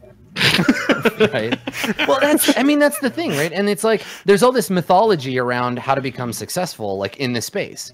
Like every time somebody says, like, to me, like, how do you become a successful tabletop role-playing game streamer? I'm like, I don't fucking know. I don't know. I cheated. I made a role-playing game and some people played it and I was like, yo, let me GM for you. And then I stole a bunch of their audience and now they're my audience. And I didn't like the myth of like streaming to 5 people and then hoping those 5 people will tell 2 people and slowly building that audience. Like if it's a thing that works for folks, then awesome, but that wasn't my story. And I think the thing to remember isn't like you'll just get, it was like I was saying before, you don't just get lucky, you look for opportunities, but there's also like a billion ways to succeed, and we can also indicate our levels of success a bunch of different ways, right? Maybe a stream is an adjunct to your Patreon. Maybe that's your main thing. Maybe you're doing streams as like a contracted infomercial for a virtual tabletop. Maybe you're trying to build your own channel. There's a lot of different ways to succeed in the space, and they can look a bunch of different ways. And knowing what that is and being willing to share that with your cast and honestly with your audience, to be like, yo, we're gonna be able to keep doing this if you do X, Y, or Z, will encourage them to do so. So yeah, it's a thing. There are as many ways to succeed as there are people on the platform, honestly, and we get to kind of forge our own path. So it's hard to kind of like give specific advice, because what works for you might be different than what works for me. How many days until your $1 million Kickstarter kicks off? I don't need $1 million. Matt Koebel can take his $1 million and build a studio with it. And I mean, I'm honestly looking forward to it. It'll be really cool. Oh yeah, Matt's great people, and I'm sure his book is gonna be awesome. And if it means that I'm gonna get to go play the Dune board game with him, A+. I mean, I don't know. I've run exactly one Kickstarter and it went okay. Like it was fine. Like we made $3 at the end of it, but also it literally kickstarted the industry that is Dungeon World, right? Like we set out not to make money, but to create a thing that would later continue itself and also make us a little bit of money. And Dungeon World is its own thing, but like, I think the idea of kickstarting anything now is just like daunting, and I don't want to be a part of it because it's so much work. You know, I've talked with people about doing a Kickstarter for various things, but for me, I think the subscriber model, the Patreon model, like that's really working for the kind of content that I'm a part of making right now. I think if I ever did a book, like if we ever did like a Court of Swords campaign setting, we might kickstart a print run, anything where we need a big injection of cash out front, because you got to pay a printer to make the books for you, and you pay them all at once. You can't be like, yo, make me 10,000 hardcovers and I will pay you back $6 a week for the next 1,000 years. They're gonna be like, get out of here. It's not happening. So yeah, it's a thing that you kind of have to, again, match the moneymaker to the project, right? And so Kickstarter is great for some things and not great for others. Definitely. Again, knowing the space will help figure that out. Talking about Court of Swords, you're doing some, I'm not sure if it's all, but some of the design work certainly on stream. Yeah. Is that changing the process at all, or? Yeah, doing tabletop role-playing game design on stream means that I do it at all. Like, yeah. if like, honestly, it's the same as video games. Like, I have not turned on my DS in like 2 years because I can't stream it. So it's hours I'm taking away from stuff that I could do. And I love sharing the design process. Like, people I don't think tune in to these game design streams because they're like, Adam has some really interesting design. They're just like, they're waiting for me to have that moment where like I have a revelatory freak out about some random tidbit of pointless information that I just figured out how it works. And like, oh, look at the game designer. Isn't he cute? He's freaking out because he figured out how to make a rule work. And it's there. I mean, for me, it's about sharing the enthusiasm, even if people aren't necessarily tuning in to like learn something. They care about the setting. They care about the world. They want to see me piece shit together in my head. I mean, hell, my first streams were me badly doing math on a spreadsheet and then getting really excited about me playing a game against myself. I was like, ooh, spaceships, right? Like, it's silly, but people like enthusiasm. And I like sharing, and it makes me happy. And I feel like better about my GM prep, and I feel better about my design work if I have someone to share it with while I'm doing it. It feels like kind of co-working rather than just broadcasting it. I'm not there to say, here, I have a definitive idea about stuff. It's to say, here is some bullshit. Help me figure out which is more or less bullshit than the other thing. I love having a sort of a group to do that. And the people that tune into those design streams are very, very encouraging in the sense of not like, yay, Adam, you're really smart, but encouraging of like, okay, cool, this seems like a good path. What about this idea? So it's something I super enjoy. But ultimately, when it comes down to it, if I can stream something, it will help me justify making time for it. Cool. Yeah. And early on in the development, you mentioned you wanted to maintain the integrity of the tarot, and it kind of felt like there was a rant in there. So I want to see if I can draw some of that rant out of you. I mean, you're gonna have to help me contextualize that a little better. You were talking about you didn't want to like pull any of the cards out of the tarot during character creation. You wanted to use the entire deck. Yeah, that's just me. Like, that's a pet peeve of mine. Because as soon as the internet found out that I have an interest in oracular stuff like tarot, I get a lot of people who are sharing like tarot decks with me, which is awesome. I've seen some very cool decks as a result, because obviously I can't like look at every tarot deck on the internet all the time. People know you like a thing and then they let you know about it. But a lot of them are, check out this like Shadowrun tarot deck, and it's just the major arcana, and I'm like, I can't do anything with this. Get out of here. Come back when you have 72 cards for me. Like, it's a narrative tool that, yes, you can skim off the top and just do the major arcana. But like, for me, it's the nuance. It's that there are lots and lots of different fictional objects in there that you can draw from. And so that, for me, that was important. If I was going to use the tarot, I wasn't going to be like, take your tarot deck and take out only the major arcana and then take all those other cards and throw them away. I was like, no, we're going to use the whole thing. It just feels to me like saying to someone like, roll a d20, and if you get a number between 5 and 8, just ignore it. Those numbers, they don't count. It's like, it has them. You might as well find a use for them. Yeah. I mean, dice and role-playing games are already vaguely oracular. Yeah, I mean, the tarot is just a random table of bullshit, right? Like, I will use it not just in Court of Swords to like create in-game fictional stuff in that way. I'll pull some cards before an episode, because all it does is it just gets you thinking, right? There's no like magic in the sense of like, I'm gonna draw a card and predict the future. It's just like, lay out some cards, figure out the story they're telling, and then use your pattern recognition human brain to apply that story to either your own life or the fictional life of the characters in your game. It's a great GMing tool because it just gets the wheels going. It sort of keeps that engine moving. And I like it for that. But you could use anything. You could use like any kind of fortune telling tool to spur your brain into motion. Or you could just use like a random table. It's all the same stuff.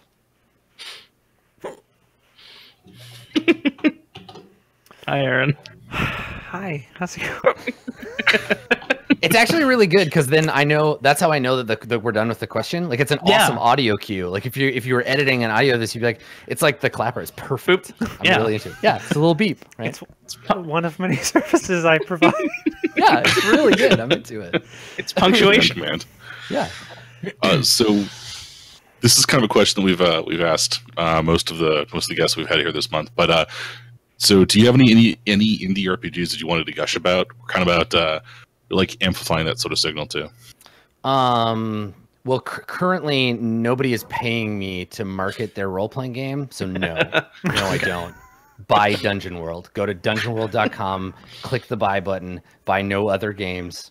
Isn't it Dungeon Dash World? It is, but if you just Google Dungeon World, you'll find. Yeah, fair. Yeah, I mean the inverse of that is true in that like I'm talking about games all the time. I tend to repeat the games that I like and that I play. I have a really hard time recommending a game I've never played. I can say like this game looks like it could be cool, or I like these things about these games. But yeah, like if I'm the greatest recommendation I can give is that I'm playing the game. Like if I'm streaming a game, it's because I think it's worth playing. I run into this thing where I criticize games a lot, and when I do, people somehow think that I don't like them. I get a lot of flack because I hate 5th edition, apparently, even though I'm running 2 campaigns of it. But I have to remind people, like, if I really hated something, I wouldn't play it. The games I don't like are games that I refuse to show you or talk about because I don't like them. And if I am talking, if I'm getting excited about a game, if I'm making a point of even mentioning it, then I at least like what I've read. And I try to be like specific about, you don't have to like a whole game. You can like little bits and pieces of a game. Like I recently read Coriolis, which is Modiphius's like space RPG. Yep. I love the first half where all the rules are, and I hate the back half because it's 200 pages of setting, right? Like I can recommend a third of that game as like something that's interesting, but I haven't played it, so I can't very well like review it and say this was good. I also like games that I know are bad, right? Like I have a soft spot in my heart for Vampire the Masquerade, but who is it a stinker? It is a terrible game. People who like Vampire, that's okay. You're allowed to like things I don't like, but oh boy, is it terrible. It is not well designed, but there's so much about it that's good. And it doesn't have to like, you don't have to love or hate a thing universal across the board. You can like stuff about a game you hate, and you can, I mean, shit, we ran a 1st edition Shadowrun game for months and months, and the game was doing nothing for us. And I still played it, and I still would suggest like it's the best version of Shadowrun, and it's fun and cool and interesting. But like, yo, it's not a good game. It is not well designed, but that's okay. Like that's fine. You're allowed. Yeah, I mean, if you follow me on anything, if you watch my streams or follow me on Twitter, I talk about RPGs all the time, and what I'm in love with at any given moment will fade and grow depending on how likely I am to play it. Right now, I'm really, really excited to play 2nd edition Stars Without Number. I want to play it so bad, and if DriveThruRPG hadn't lost my copy of the book, I would be clinging it lovingly to my chest right now. But soon, I just have to look at the PDF until then. Like lost in the mail? Yes, it vanished somewhere between Belgium and Vancouver, because that's the path that books take to get here. Have you checked the ocean? Yeah, that's where I think it is. It's joined the Pacific garbage whirl. Oh man, so it went the wrong way. Yeah, one of those mutants now has a copy of the game, one of those plastic humanoids, and they can. I hope they enjoy it. But yeah, like it's that's the thing. The greatest sort of praise I can give a game is this is enough. I love it enough to play it, to sit down and make characters and play the thing. So I just want to point out that this copy of Burning Wheel was shipped to me from the UK because apparently that was cheaper and faster than anywhere. Shipping is a nightmare. Shipping is a godforsaken, hellish nightmare. The physical world is a terrible place. It is. Getting a book from one place to another, even if that place is like Seattle to Vancouver, takes a monumental effort, and I understand. It's never been any different. It has always been hell, and probably it will always be hell, and I don't know. And every time someone says, like, why is shipping so expensive, or it's really hard to get Dungeon World where I live, I'm like, I'm sorry. Like, I don't know. I cannot help you. I cannot change the postal system. I suffer from it as well. I live in Canada, okay? So I know, and I feel you. It's just a thing. That's how it goes. I think that's why we invented Point Roberts. Right. Yeah, exactly. Just ship it to Seattle. We all have friends in Seattle. It's fine. And then when you're coming home and the border guard is like, you have anything to declare? And you're like, well, I purchased several tabletop role-playing games. They'll be like, just go. Just shut up. Shut up, nerd. Go. Fucking nerd. Yeah, I don't want to hear it. They know better by now because there's enough of us here. Yeah, exactly. You just show up with a big bundle of RPGs in your hands and they're just like, I don't want to hear it. And these custom dice. Yeah. Yeah. Exactly. Yeah. Oh, there's really good custom dice you could buy, though. This is why people love conventions so much, because carry-on luggage full of books. People go to Gen Con and come back with just so much stuff for that very reason. And I would love to say that playing role-playing games for the last 3 years exclusively on the internet has freed me from hard copy, but it hasn't. I still buy books and I hate myself for it. And the piles just keep getting bigger and I can't stop. God help me. But here we are. Sometimes a book is really fucking pretty and you just want to have it. Yeah, and then sometimes the publisher of the book has made it so that you can only play the game if you buy the physical copy of the book. Yeah. Luke, maybe that's this is the thing, right? And I think that people ask this a lot, like why we didn't go like print on demand with Dungeon World, and why like Burning Wheel is available only in hard copy. I think that the expression of a book's physicality is part of its design. It can be a big part of the design or a small part of the design, but the physical object of a game still has meaning. There's still purpose to it. And it is a design choice that is being made by the developer of that game. Like there's a reason why Evil Hat's books all have like a matte cover, right? So you can pick them out at a glance. In the same way that we choose fonts, we choose layout, we choose art, the way we express those choices says something about our games. You can know something about a game by comparing it to others in a physical copy, right? If you look at a copy of like Dark Heresy and you compare it to a copy of Burning Wheel, they're different for meaningful reasons in physical space. I mean, I was really impressed when I picked up my physical copy of Burning Wheel, because it felt like the sort of book I could go take, stand by Granville Station, and exhort the good word of Luke Crane. Yeah, Like- well, and that's the thing, right? Some people care more or less about this, and I think it's an interesting insight into the mind of the designer. And I wouldn't have it any other way. I'll complain or I'll be frustrated by my giant pile of books, especially when I move. But I would rather have them. I think they provide insight into the game. I'm not a physical object purist by any means. Like I can read a book all the way through as a PDF on my iPad or on my computer. But I think that if I can get access to the physical copy, there's something there. There's something tangible, something intangible about the tangibility of a book. I just wanted to share this thing from Zach in the chat real quick. He says, RPG books are the only objects I collect that I can't usefully eat. I don't think you're trying hard enough. Well, usefully eat. I mean, Fiber. listen, yeah, if I were dying, I would definitely start tearing pages out of my like hero system, and that could sustain me for hours, probably. Boil the cover, see what happens. Yeah. I was gonna say how long. Like which books would you eat for? You're trapped on a desert island. Ooh. With nothing This is but your good. This is a physical good books. question. I don't know. Like a lot of my favorite books like are old, and I probably wouldn't eat them because they're probably like gross and have poisonous ink in them. There's skin Radium. cells and asbestos by now. Yeah.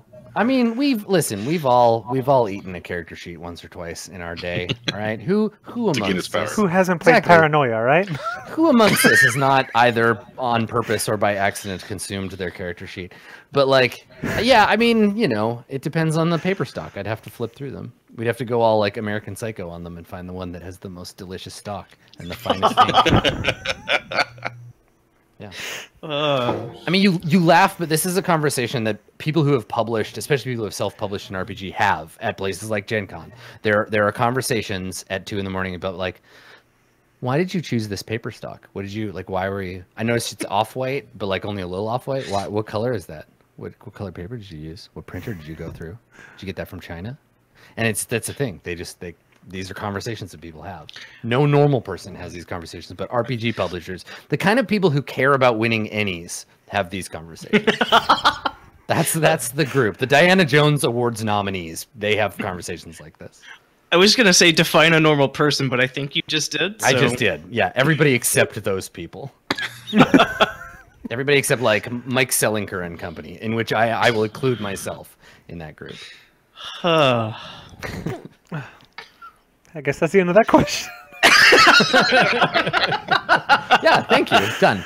Yeah. Just, yeah. I can't not do it now. No, it's good. It's really good. I like it. Keep it going. Peppy from chat has a question that I'm gonna slightly tweak, but what's the best game advice, like GM advice, you've ever gotten from a rulebook or similar? I like games that offer very specific advice about their game. To wit, I think that like some of the essays in the more supplemental Vampire the Masquerade stuff are like really good. I think the core game doesn't give you any mechanisms for stuff, but if you want to talk about like kind of looser narrative philosophical shit about a role-playing game, one of my favorite pieces of, it's a piece of player advice, but one of my favorite essays is from the Vampire Player's Guide, and I want to say it's Greg Stolze that wrote this bit, but I can't remember off the top of my head, so Greg, you're going to get credit for this one. It's called The Nuremberg Defense of Gaming, and it's an essay about when people say, well, I'm not an asshole, my character is an asshole, and this is what my character would ruin your fun and kill your character and burn your house down. You can't blame me. I'm chaotic evil. So, I mean, I'm a nice person. My character, though, like immersion. Okay. So like a lot of it, the Mage Storyteller's Guide has some great essays about the nature of storytelling. They're not great for the game because the games have really no GMing like rules set apart from the thing. So I think that advice for GMs has to either be hyper specific like we do with office hours, or so general that they apply to the larger discipline of role-playing games generally. Like all that stuff, it's in the Vampire Player's Guide or it's in the Mage Storyteller's Guide, but it doesn't matter to those games. But I will say that I still go back and I reread. There's a section in the Star Wars, it's a weird thing to compliment, the Star Wars D20 role-playing game, for all of its like terrible garbaginess, has some really good advice about how to run a game that feels like a Star Wars movie. Like the person who wrote it has a really good understanding, a really solid, firm understanding about what makes Star Wars feel like Star Wars. Whether it's about shot composition, describing things cinematically, knowing that a Star Wars movie contains a lightsaber fight, a chase scene, an infantry battle, and a space battle, and you pick 2 of those, and that's a Star Wars movie. Any 2 of those things, plus some other horseshit that you don't need. Again, bad book, great advice. The D20 Call of Cthulhu game is shit. It's shitty garbage. But the GM advice has a really good understanding of what makes a cosmic horror game feel like cosmic horror, which is very difficult to do because traditionally Lovecraft stories were not about someone attempting to climb a ladder several times and failing. Why not? You know, so yeah, like, I mean, I certainly don't remember the part of Call of Cthulhu where Inspector Legrasse attempted to leap from one roof to the other and then fell and then spent an hour climbing up onto the roof again and then jumping and then falling and then continually doing this for 80 pages or so before Cthulhu killed everyone.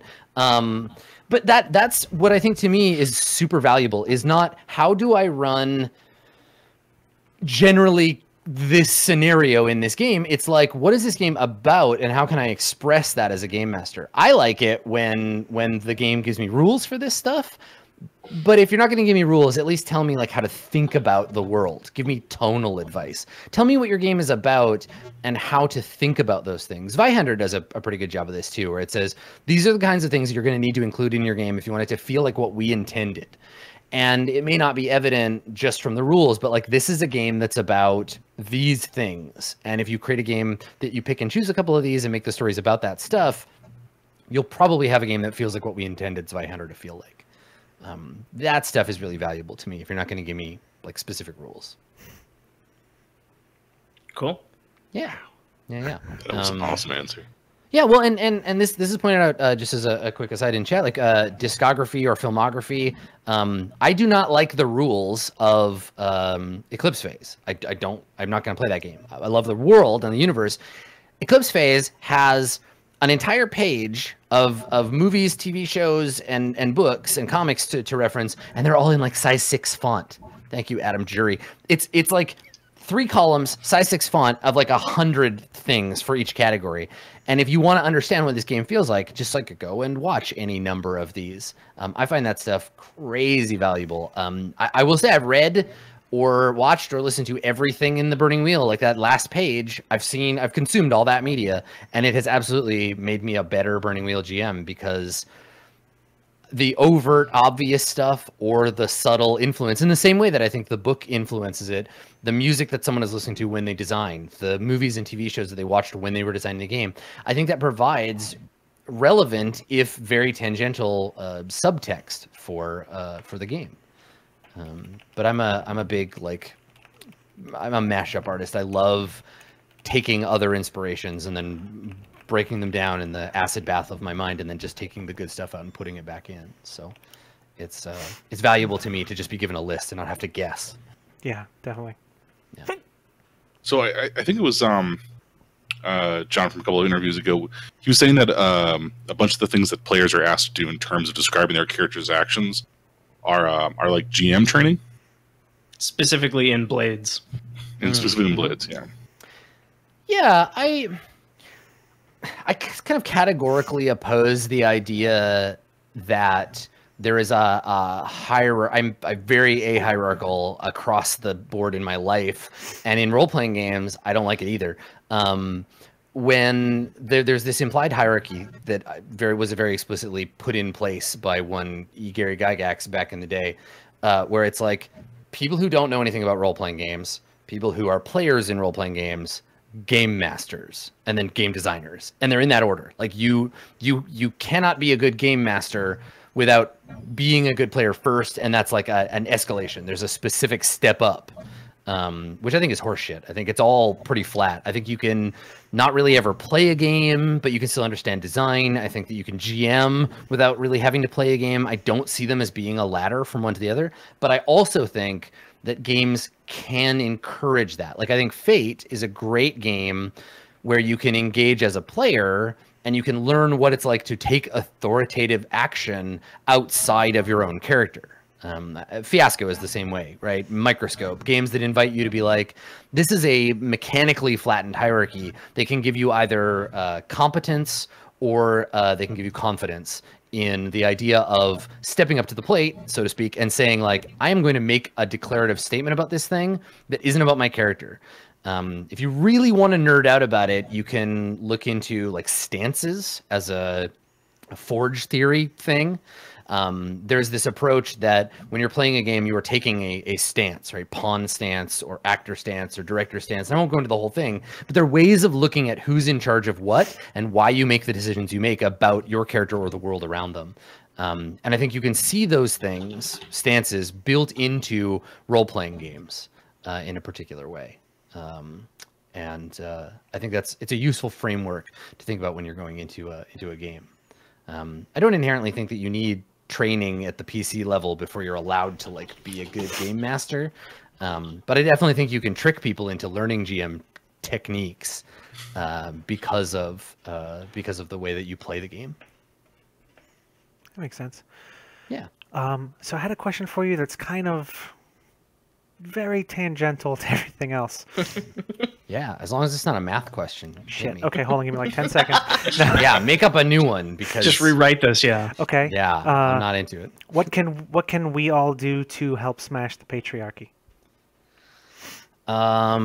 So I mean, I can only really speak to what people in like my position can do, because I'm not going to tell somebody who has like lived a different life than me what to do.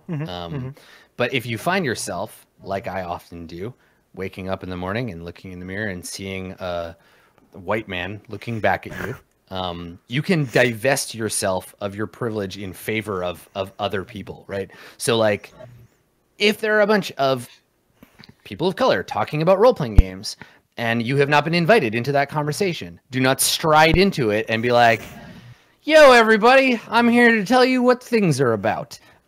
Encourage people to have their own opinions, and then like, yo, like boost them. Like I've been invited to take a role as a game master for groups that are like I've GM'd for groups of all like women before, multiple times, playing Masks and playing World Wide Wrestling. And part of agreeing to do that was that role was explicitly not, I am the authority and I know the rules better than everybody and you have to listen to me. It was, we're all going to learn this game together, and I'm here to, as a GM, highlight, like we were playing Masks and World Wide Wrestling because Powered by the Apocalypse games are good at highlighting the fiction the players create and then the GM reacts to it. So for me, it was really important to be like, I'm here to facilitate the four of you as the action points. Like I would not want to play a more GM-centric authoritative game with that group because I think it reinforces negative power structures.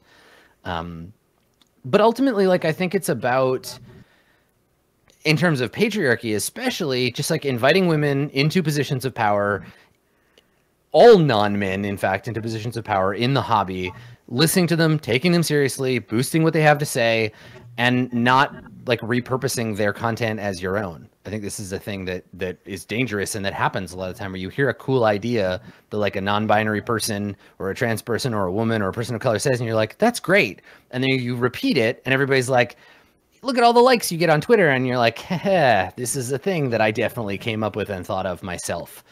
I think giving people credit where it's due. And like, for me, the big personal revelation about sort of deconstructing the sort of nature, the power imbalance nature in our hobby, the big moment I had was like, I've always kind of talked a big game about like encouraging more people to GM, creating diversity around the kinds of people we see taking roles of authority in games.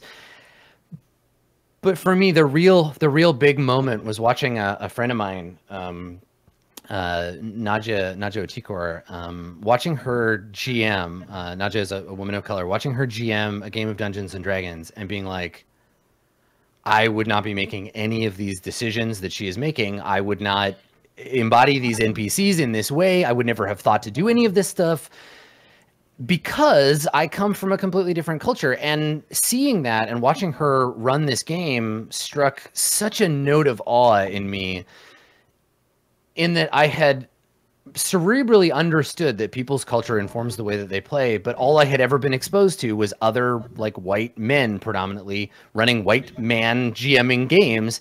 And then seeing this person, this woman of color running a game and being like, oh, all that stuff I was talking about is actually true. Like, this is real, was very, very inspiring. And so now I'm like, no, I want more of that stuff. I want more diverse people. I want to see what other people can do with this hobby that I already love. It's like eating vanilla ice cream your whole life and being really into vanilla ice cream and being like, yes, I love it. And then someone being like, yo, there are other flavors of ice cream, jackass. And you eat them and you're like, oh, fuck, give me all the ice cream. I want all of them. Just give it to me. I want to see. Rocky fucking road.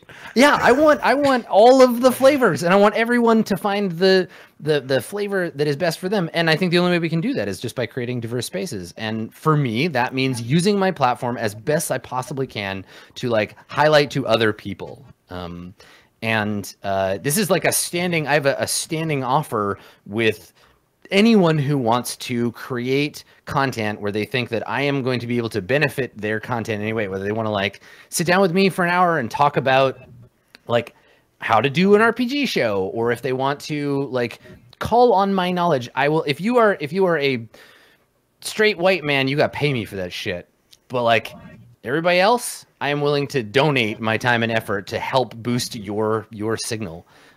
Because I think it's going to benefit me, because I want that content. I want that shit out in the world. So really, it's selfish. I'm just like, yes, I want more different kinds of role-playing content on the internet, and I want to boost the kinds of people that are going to give me that. So it's the whole like be the change thing, right? Definitely.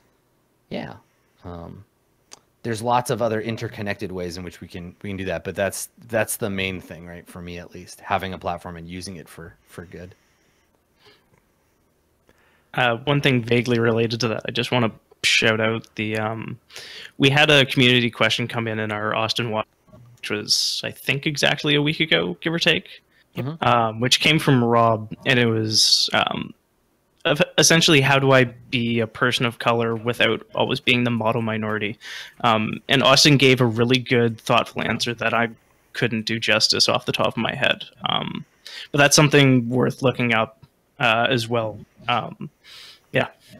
Yeah. Austin Walker is a living god, and yes, you should absolutely check out everything that he does. He's great. He's a super good human. Yeah. No, that was we were freaking out a little about that one. We were joking that he had gray shade podcasting and like a dozen applicable wises. Yeah. No, Austin's great. I love him. I got to play I've gotten to play a bunch of role-playing games with him, but I had this situation with Austin that I still run into, though rarer and rarer, where I didn't realize what a big deal he was, and he was just like my friend Tor's roommate. And Tor was like, "Oh, you want someone to play Burning Wheel? Like my roommate Austin hasn't played it, and he's got some time, and we played together." And then I learned during playing with him, like, "Oh, you're a big deal on the internet. I didn't know that. You didn't tell me." Shame on me for not knowing. But like it's so much fun because I have all these people that I know that are just like the goofs that I play role-playing games with, and they happen also to be famous in their own right. So it's really nice being able to learn that and be like, "Oh, yeah, everybody else loves you as much as I do." Yeah. It's kind of one of the things that I've learned about having a couple beers and then hitting up random nerd famous people on Twitter and seeing if they want to do the show is like, people are just people. Like, yeah, that's the thing is I mean, I get terrified just in general about like just talking to new people, but like, I mean, so far, like, everybody's been awesome. It's just about, I don't know, I guess making the connections and taking the time to talk to people. Yeah, I think it's interesting because I definitely have like less time now than I used to for like just casually interacting with people. Like I get a lot of like emails through my website where people ask me like design questions and stuff, and I have to reply and be like, the way to do honor to this question would require way more time than I have now. Like here's some quick bullet points, and like I can point you in the direction of some resources, but like I don't have the space for that. But also like, yeah, people are very close to us now in a way they never have been. I remember we started casting for the new Stars Without Number game, and I was like, yeah, I just finished reading this really great novel called The Collapsing Empire by John Scalzi. I'm just gonna, like, as a goof, I'm just gonna tweet at John Scalzi, famous writer, and be like, hey, you want to play some role-playing games? And he replied, and he was like, yes, but no, because I'm writing a book. And I was like, fine, John, be that way. But like, it's a very weird place to be, where you can do that, where you can just like at someone and be like, I don't know, maybe they'll reply and like a thing will happen. There are still certainly like barriers to entry, and it tends to be more about the person's bandwidth than it is about their accessibility. Yeah. But it's always fun when you can reach out and do that.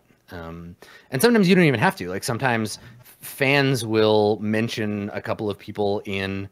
I had one of these moments a little while ago where I just finished reading a comic called Kill 6 Billion Demons. Yes. I saw that whole exchange, and it was right. beautiful. I went on the internet and I added the author, and I was like, "Yo, your comic fucking rules!" And they were like, "Thanks, your role playing game is awesome." And I was like, "What the fuck? Get out of here!" And they're like, "Yeah, I wrote a role playing game too. This like loosely uses Dungeon World for some stuff." And I was just like, "What is happening? Why is this? What is this? This is insane!" And it's great. It's so cool. And I try to like pay that along, right? When people like tweet at me and they're like, I really like this game. And I'm like, sweet, I really like it too. That's why I wrote it. Thanks for playing. And they're like, well, you responded. And I'm like, well, what else am I going to do? Be like, not? Like, it takes 5 seconds. It's fine. I have that bandwidth. So I'm happy to still be in that place, that I don't have like so much going on that I can't even just like write a tweet or like take an evening to like do a podcast. It's nice to be in that place. I don't ever want to not be able to do that. It's a real luxury, and I dig it. So you're here tonight to announce Kill 6 Billion Dungeons, right? That's a thing that's happening. Right? Well, so I mean that if you saw that Twitter interaction, the way it ended, or the last bits of it were like, yeah, you want to work on something? Because maybe I've designed a role playing game. You got comic is pretty good. And these little bits and pieces, these things that happen, you file them away, right? Like I started reading Kill 6 Billion Demons because someone suggested it because they said that it was kind of like Exalted, which is a role-playing game that I both love and hate from some time ago. Which has been inspiring for some of the stuff in Court of Swords. And so I was like, oh, I'll read this comic, but I'm thinking about potentially a future Court of Swords like game or supplement. And I'm, thinking about artists. And so it would be really cool to be able to hire a comic artist that I really like to do art for the game. So there's this whole circular thing that happens where you just end up kind of remembering people and filing them away and interacting with them in a way that hopefully can be collaborative, right? It's just about finding people that have time because we're all so goddamn busy. That it is occasionally really fun when you're like, oh shit, here's a day where we're not all busy and we can do stuff like the 5e roundtable or some of the stuff I've done with Alpha, or if you really want to work with someone, you end up finding time even if it's 4 or 6 or 8 months down the line. Yeah. Someone in chat suggested them for the Womb of Night art as well. I don't know what that game is, and it doesn't it's fine. I'm trapped. So Womb of Night is the like supplement for Blades in the Dark that I'm working on. And it's like a psychedelic 70s space like heavy metal thing. And I'm in that. I was talking to John about this a little while ago. I'm in that space where I am ripe with concepts, but poor on time to make them into. I've done all the fun stuff, and now I have to sit my ass down and make a game out of all these cool ideas I have. And that part, like shoving the ideas through the sieve and seeing what good game stuff comes out, it'll happen. But game design takes a long time sometimes. I mean, from the world of video games, ideas are cheap, execution is hard.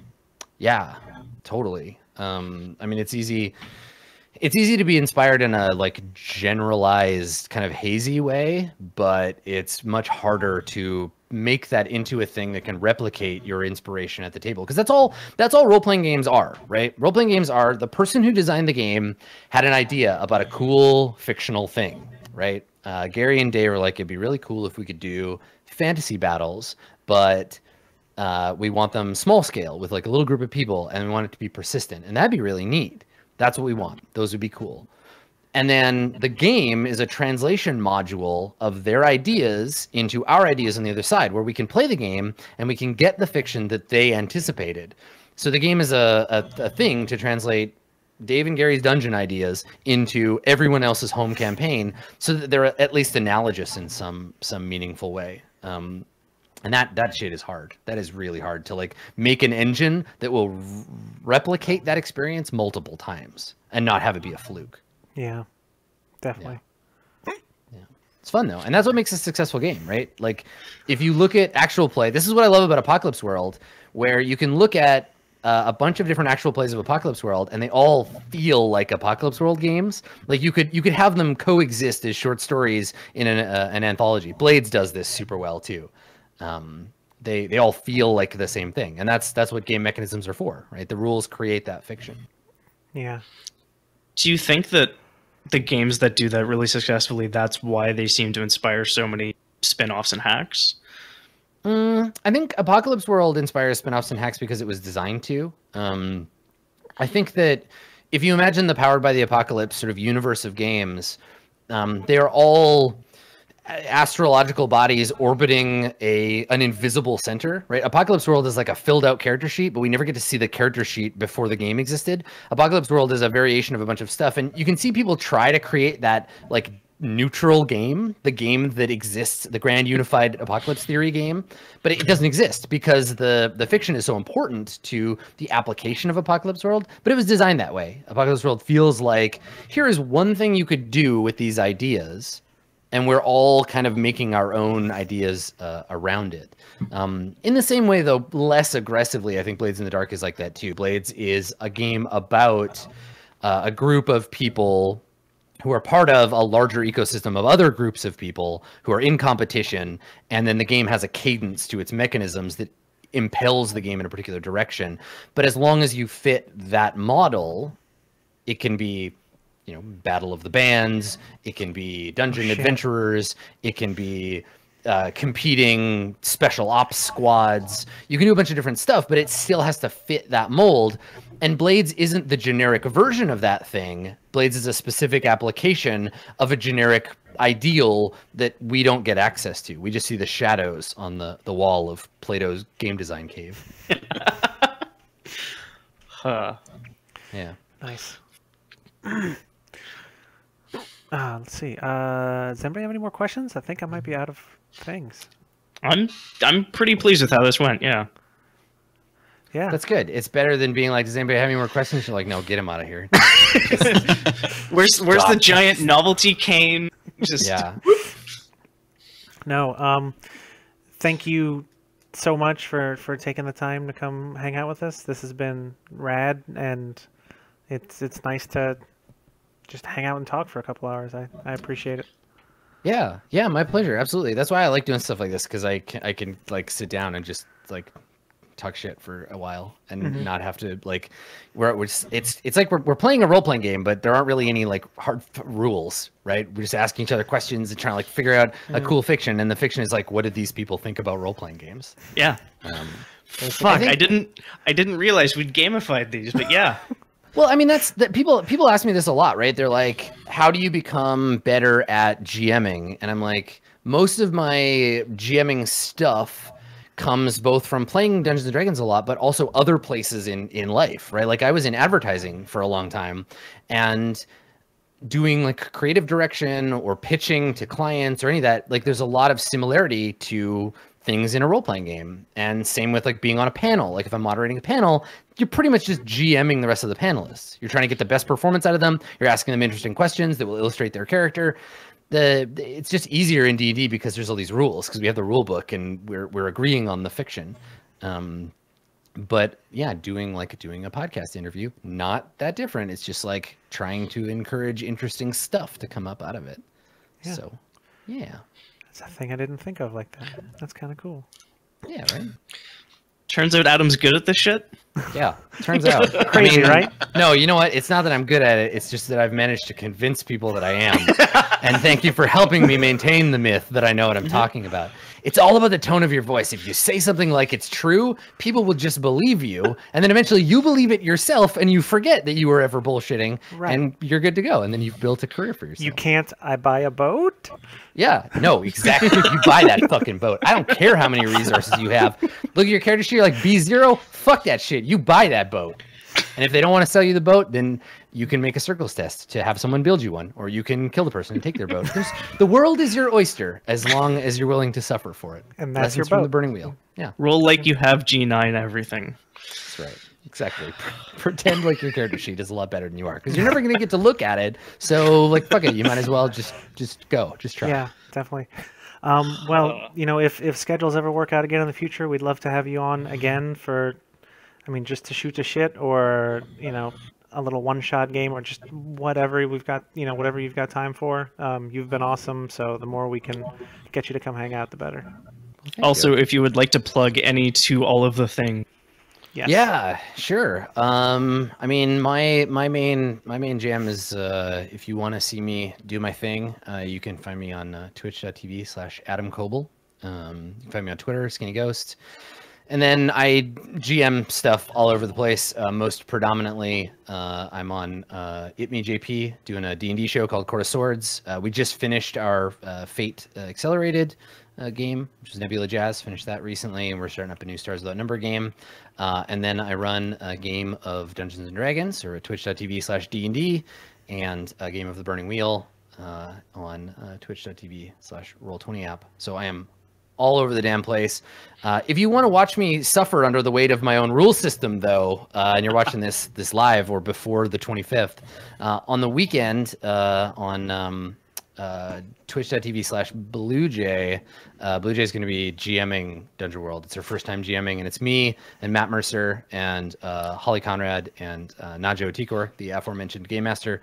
Nice. And I have to play my own game and not backseat GM the whole time, and it is going to be very difficult for me not to just shit post my way through that whole thing. It's going to be so good. I'm so excited. Like, if you tune in and you just watch me be like, I look like I'm having an aneurysm. It's because it's my game and I'm being forced to play it and not be a bad player.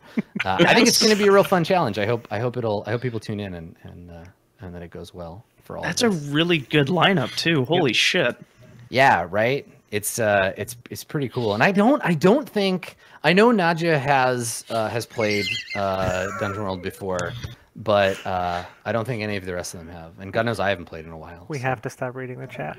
Yeah. I just want to point out that Andrew in chat said to think that you will beat Nadja at shit posting is hubris, which she has a much higher shit posting initiative than I do. But no, I mean it's fascinating, right? Because like playing the game that you wrote is a strange experience because I misremember the rules, right? I definitely have to like be careful not to authoritatively make statements about how the rules work because I'm misremembering something from 4 years ago. And also, like, it's not my job, right? Like, my job is to just do the player stuff, and that's it. So it'll be a nice exercise in reminding myself that, like, I'm not the boss. Blue Jay is the boss here, and we'll let her do her thing. And if she asks me for help, great. But like, I think waiting to be asked to have something explained is a skill that lots of people, people especially, can practice more. So I'm looking forward to the practice. Definitely. Yeah. Awesome. All Cool. Right. Well, thank you everybody who tuned in to watch us live. Those of you who are watching the VOD, thank you for that as well. This has been another episode of That D&D Podcast's Improbable Interviews, and we hope there are more to come. So everybody have a great night. I guess get home safe if you're not there. I don't know how to end these, so Andrew, please make me stop talking. I figure if I can torture you and just drag it out a few more seconds, Son of a we bitch. might get another couple laughs. Why am I still recording? Hold on.